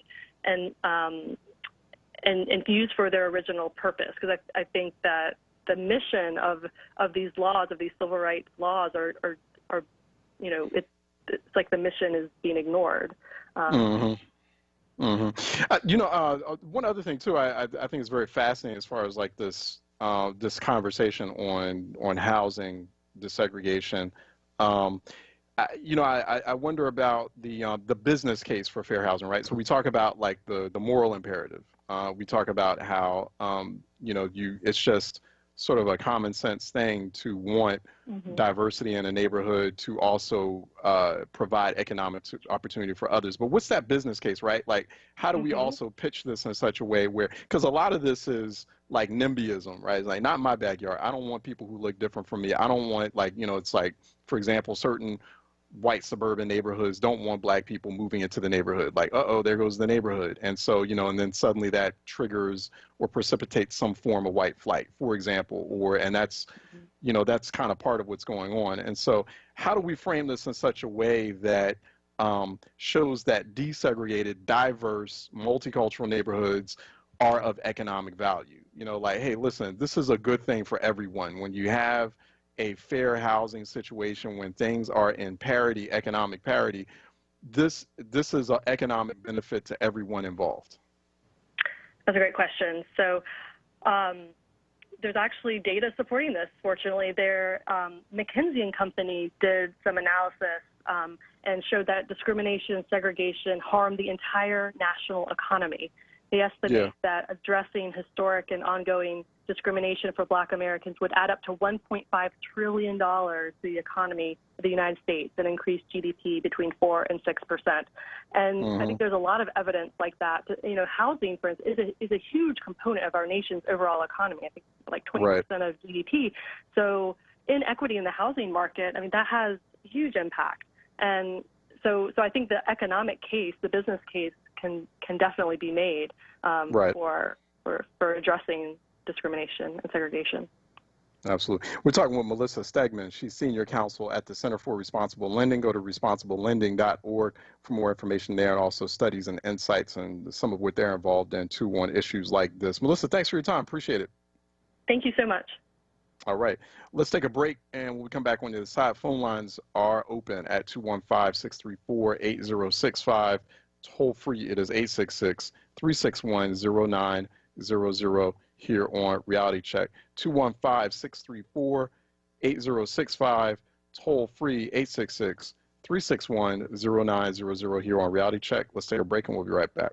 Solutions on Word. Hosted by Dwayne Royster and Amadi Braxton. Solutions on Word. Exploring solutions to national, state, and local issues through the lens of race and gender. Solutions on Word. Fridays 5 p.m. till 7 p.m. exclusively on onWURD Radio. 96.1 FM and 900 AM WURD.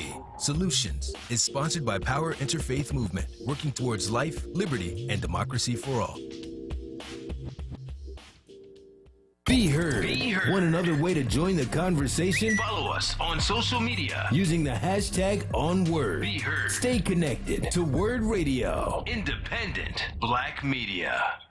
JD's Auto Body and Painting is hiring talent for the following positions. Assembler, preferably 2 to 3 years experience, able to tear down and reassemble all make and model cars. Painter, must have at least 5 years overall painting experience, including experience in water-based paint and able to prep cars for paint jobs. Auto Body Technician, looking for an A or B technician, must have at least 5 years experience repairing cars. Please send your resume to JD's Auto Body and Painting at Comcast.net. That's JDS Auto Body and Painting at Comcast.net. Or call 215-848-5349 for more details. JD's Auto Body and Painting is an equal opportunity employer.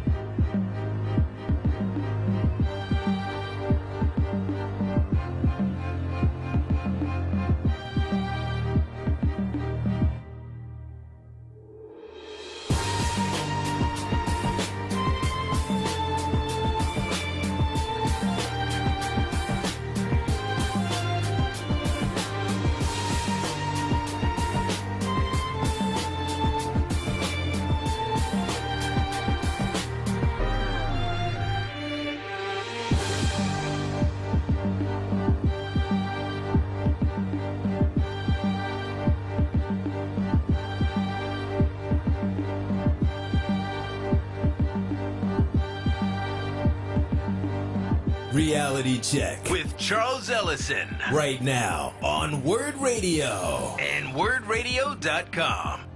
Okay, phone lines are open at 215-634-8065. Toll free, it is 866-361-0900 here on Reality Check. 215-634-8065. Toll free, it is 866-361-0900 here on Reality Check. Let me go to some of the comments at our Facebook live stream. Raphael Suleiman getting engaged in a bit of conversation here on Facebook Live. Appreciate that, Raphael. Thank you for listening in too, and offering some insights as well. Black wealth is moving zero in the next 30 years. We have been in this country for over 400 years, and we complain about white folks like we just got here yesterday. There's something fundamentally wrong with the black mindset today. Some of the South Asians and Middle Eastern people who come to this country are darker in skin complexion than many light-skinned African Americans, people like you, Mr. Ellison. And they do collectively much better educationally and economically than many white people. We can't say that it is all about skin complexion because some of these people are becoming corporate executives and professionals every day.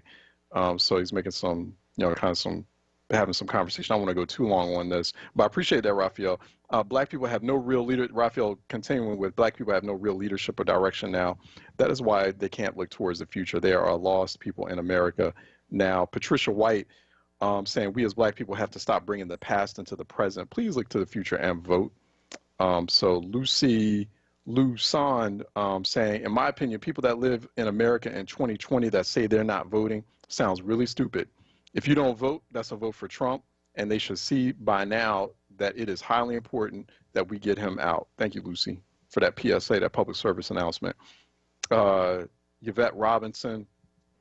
Oh, Patricia White also saying, we have to join forces with the police to patrol our neighbors to enforce laws like curfew. We have become proactive instead of reactive, put security cameras in the hood, as well as alarms like they have in university cities, including their police. Yvette Robinson. Good morning, Charles. As always, great show for VP. Congresswoman Val Demings was my first choice. However, Biden's going to need someone who can hit the ground running. The only one who can do that on the list is Dr. Susan Rice. She's got international chops and national security chops, because their first 100 days is going to be busy straightening out that mess. And Joseph Simmons, Charles, where are the anti-violence groups such as Mothers in Charge and EMER? And Raphael Suleiman makes a good point. FDR ran the country from a wheelchair. He was paralyzed too. Yeah, you're absolutely right. He did. But you didn't have like social media like you back then, like you do now. So one wonders like how that's gonna play out. Like if say someone like Tammy Duckworth, who's a disabled veteran, who served her country well, would be how she would be highlighted, how that would be treated in the public conversation, and how certain voters and how certain political opponents would react to that. I wonder about that. So all that shouldn't be the case. But it's just, when you plan, it's like how Mustafa Rashid called it. It is a parlor game. And so that's kind of the things that, run through, like a strategist like myself that run through our head. We start making that calculation. We start kind of looking at different things. And some of those assessments, some of that calculus, it can be uncomfortable, because, you're also kind of peering into the ugly side of human relationships and human thoughts and human actions. And so people use voting in very ugly, and people use politics in very ugly ways. And so we just at least within my space, we have those very like real and frank and sometimes uncomfortable conversations. Let me go to Derek out of Colorado, who's calling in for a reality check. Derek, what's good? I'll be real quick, Charles. I just want to make 2 points. On the TV Sure. here, they showed is dealing with your fair housing. They showed a black guy walking through an upscale white neighborhood, and some white lady she had a dog, kind of like Karen, and she was chasing the black guy, and she was saying, "Get out of here, get out of here. What are you doing in this neighborhood?" And across the street, her neighbor saw this. She was white. She comes out there and she starts videotaping this. She says, "Why are you messing with this guy? He's not doing anything. He's just taking pictures." And what they were showing, and then all of a sudden he says, "By the way, I have this on camera."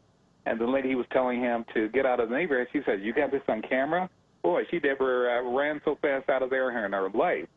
And the guy goes on to say, and he's the white guy, he says, what needs to happen and end a lot of this racialism is more people need to do like the lady who came out and started videotaping this, and then confront the person who's mistreating somebody.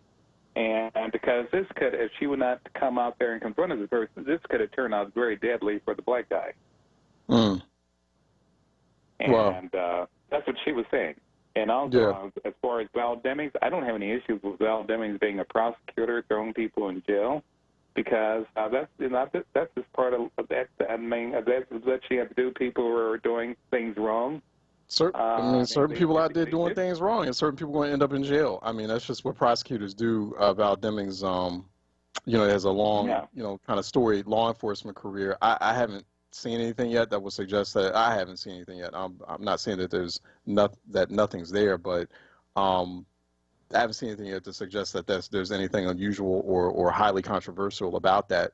Although that might be something that's going to come up. Yeah, but I listened to some of the other black people across the country, and that's one thing they said they can never vote for Val Demings because she was a prosecutor, or the other lady who was a prosecutor. The guy said, that's part of being an adult. You can't have somebody that's committing crimes. Right. I understand. Yeah, exactly. Yeah. Yeah. Oh, go ahead. That's Sorry, all go I'm ahead. But the thing, the housing thing, what needs to happen to lessen this housing discrimination? People need to do. They say people are being mistreated. They need to come out and confront the people doing the racism.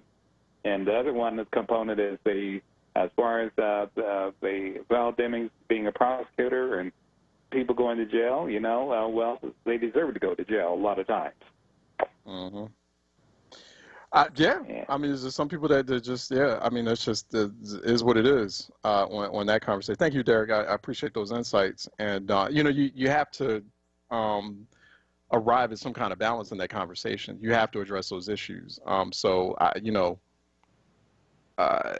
you have like you have a situation that's happened that's occurring in cities. There is a major like internal public safety crisis in a lot of communities, particularly black communities, that has to be addressed. And so, like, how do you address that? And there's a number of ways to address that. Yes, one way is to like fundamentally overhaul policing in America, or to come at it much differently, to do something much differently, because obviously that model's not working, right? And it's got a number of flaws to it. So that's one way, but that's not the only way. You know, people, there are folks who are in this debate and in this conversation who are acting like all we got to do is defund the police or completely like change it, and then that'll solve like any like crime issues. No, there's some other stuff we got to do. And like, you know, policing is like one aspect of it. It's an important aspect, but that's just like one major kind of aspect of it, or one important piece of it. So there's some other things that have to be done. There's some internal community things that have to be like done. You know, like there's infrastructure that we need to build as a community to make things like work better in our communities or make those communities safer. So there's things that have to be addressed. There are investments that have to be made. So like it can't just be like you know, it's not such a simple equation of, or a simple formula of, oh, let just take money, strip money out of police budgets, or let's do something differently with policing. Yeah, that's important, and that has to be tackled, and we have to figure out a different way and a better way of policing. But that's not the only solution. To like, you know, there's things that we need to do now, you know, particularly when you have like violent crime rates spiking in places like Philadelphia and elsewhere. So what do we do about that? Let me go to Elaine out of Mount Airy, who's calling in for a reality check. Ms. Elaine? Oh, hi, how are you today? How you doing? All right. Yes, I wanted to make a correction. Val Demings was a police chief. She was not a prosecutor. Is that correct? Right. She was a police chief. I'm sorry. Yeah. No, you're right. Yes, You're right. I meant to, as I was caught up in that conversation. Yeah, she was never a prosecutor. She was a police chief. It was Kamala Harris who was a prosecutor. Is that correct? She was. Right. She was. Right. Okay. Well, I have no problem with any of those three ladies. Susan Rice would be like just great because she has all that experience. But I think the Benghazi situation will haunt her. And I have no problems with Kamala. She was a prosecutor, and I accept that. And I like Val Demings. I mean, she was a police chief. That's all I wanted to correct on that. Yeah, Orlando. She was the police chief for the Orlando Police Department. So right. She did a lot. No, I appreciate you doing that too. You know, just got caught up in the conversation. I was about to make that correction and just got caught up in another piece of it. So no, thanks for that. Okay, that's all I wanted to say, and thanks for doing a great job. Thank you. Thank you. No, thank you, Ms. Elaine. Appreciate you. So, but yeah, I would definitely, I think that Val Demings is someone that's like missing in that big public conversation about who that running mate will be. And, you know, there's a number of pros to that, you know, and it's going to turn into a big law and order conversation over the course of the summer.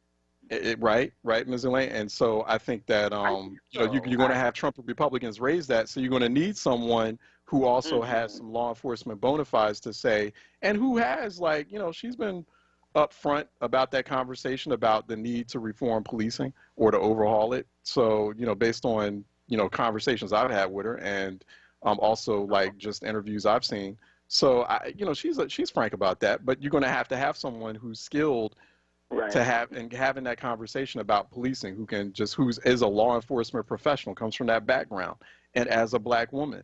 And I think and she's capable of doing that. But what about Kamala? What do you think about Kamala? You know, Kamala is great. I just think Kamala just needs to remain in the Senate. That's just my. You don't think? I heard you say she gets kind of clumsy when she excites. She does. I think she has a bit of clumsiness about her in trying to. I think that she knows how to go on the attack, and we saw this during the debate performances. She knows how to go on the attack, but then when she gets countered, she can be easily like thrown off. Yeah, she can be easily thrown off balance. Yeah, and we saw a lot of that happening, where she's like, you know, or she can't explain, and she has never come up with, and she's going to have to do that if she gets picked. Like, can you just, like, in 30 seconds explain, give us a synopsis of your record as a public prosecutor and as Attorney General of the state of California? Like, did you, you know, what was that record like?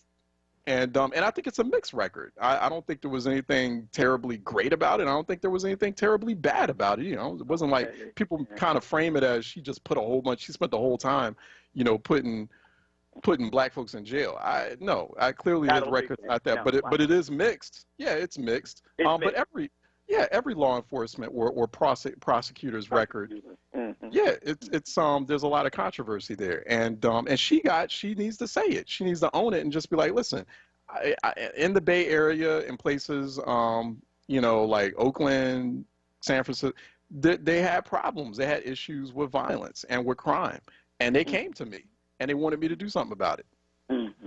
People need to be straight up about that. Like, just there's nothing wrong with owning that and embracing that conversation, really. Oh, Ms. Elaine, I got to let you go because we're running on the clock here, and I got to go to the next program, The Source. I got to wrap this up. Thank you, Ms. Elaine. I appreciate your time on that. The Source with Andrea Lawful Sanders is coming up next here on WURD. I'm Charles Ellison here on the Tuesday edition of Reality Check. Thank you, everyone, for listening in and calling in.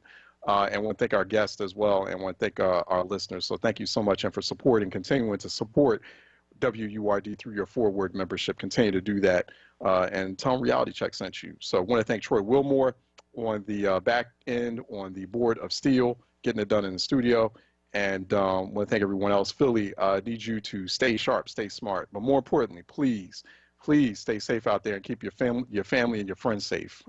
Keep them protected, because it's not safe out there in the streets of Philadelphia. We'll talk more about it tomorrow. Let's go to The Source with Andrea Lawful Sanders coming up next here on WURD.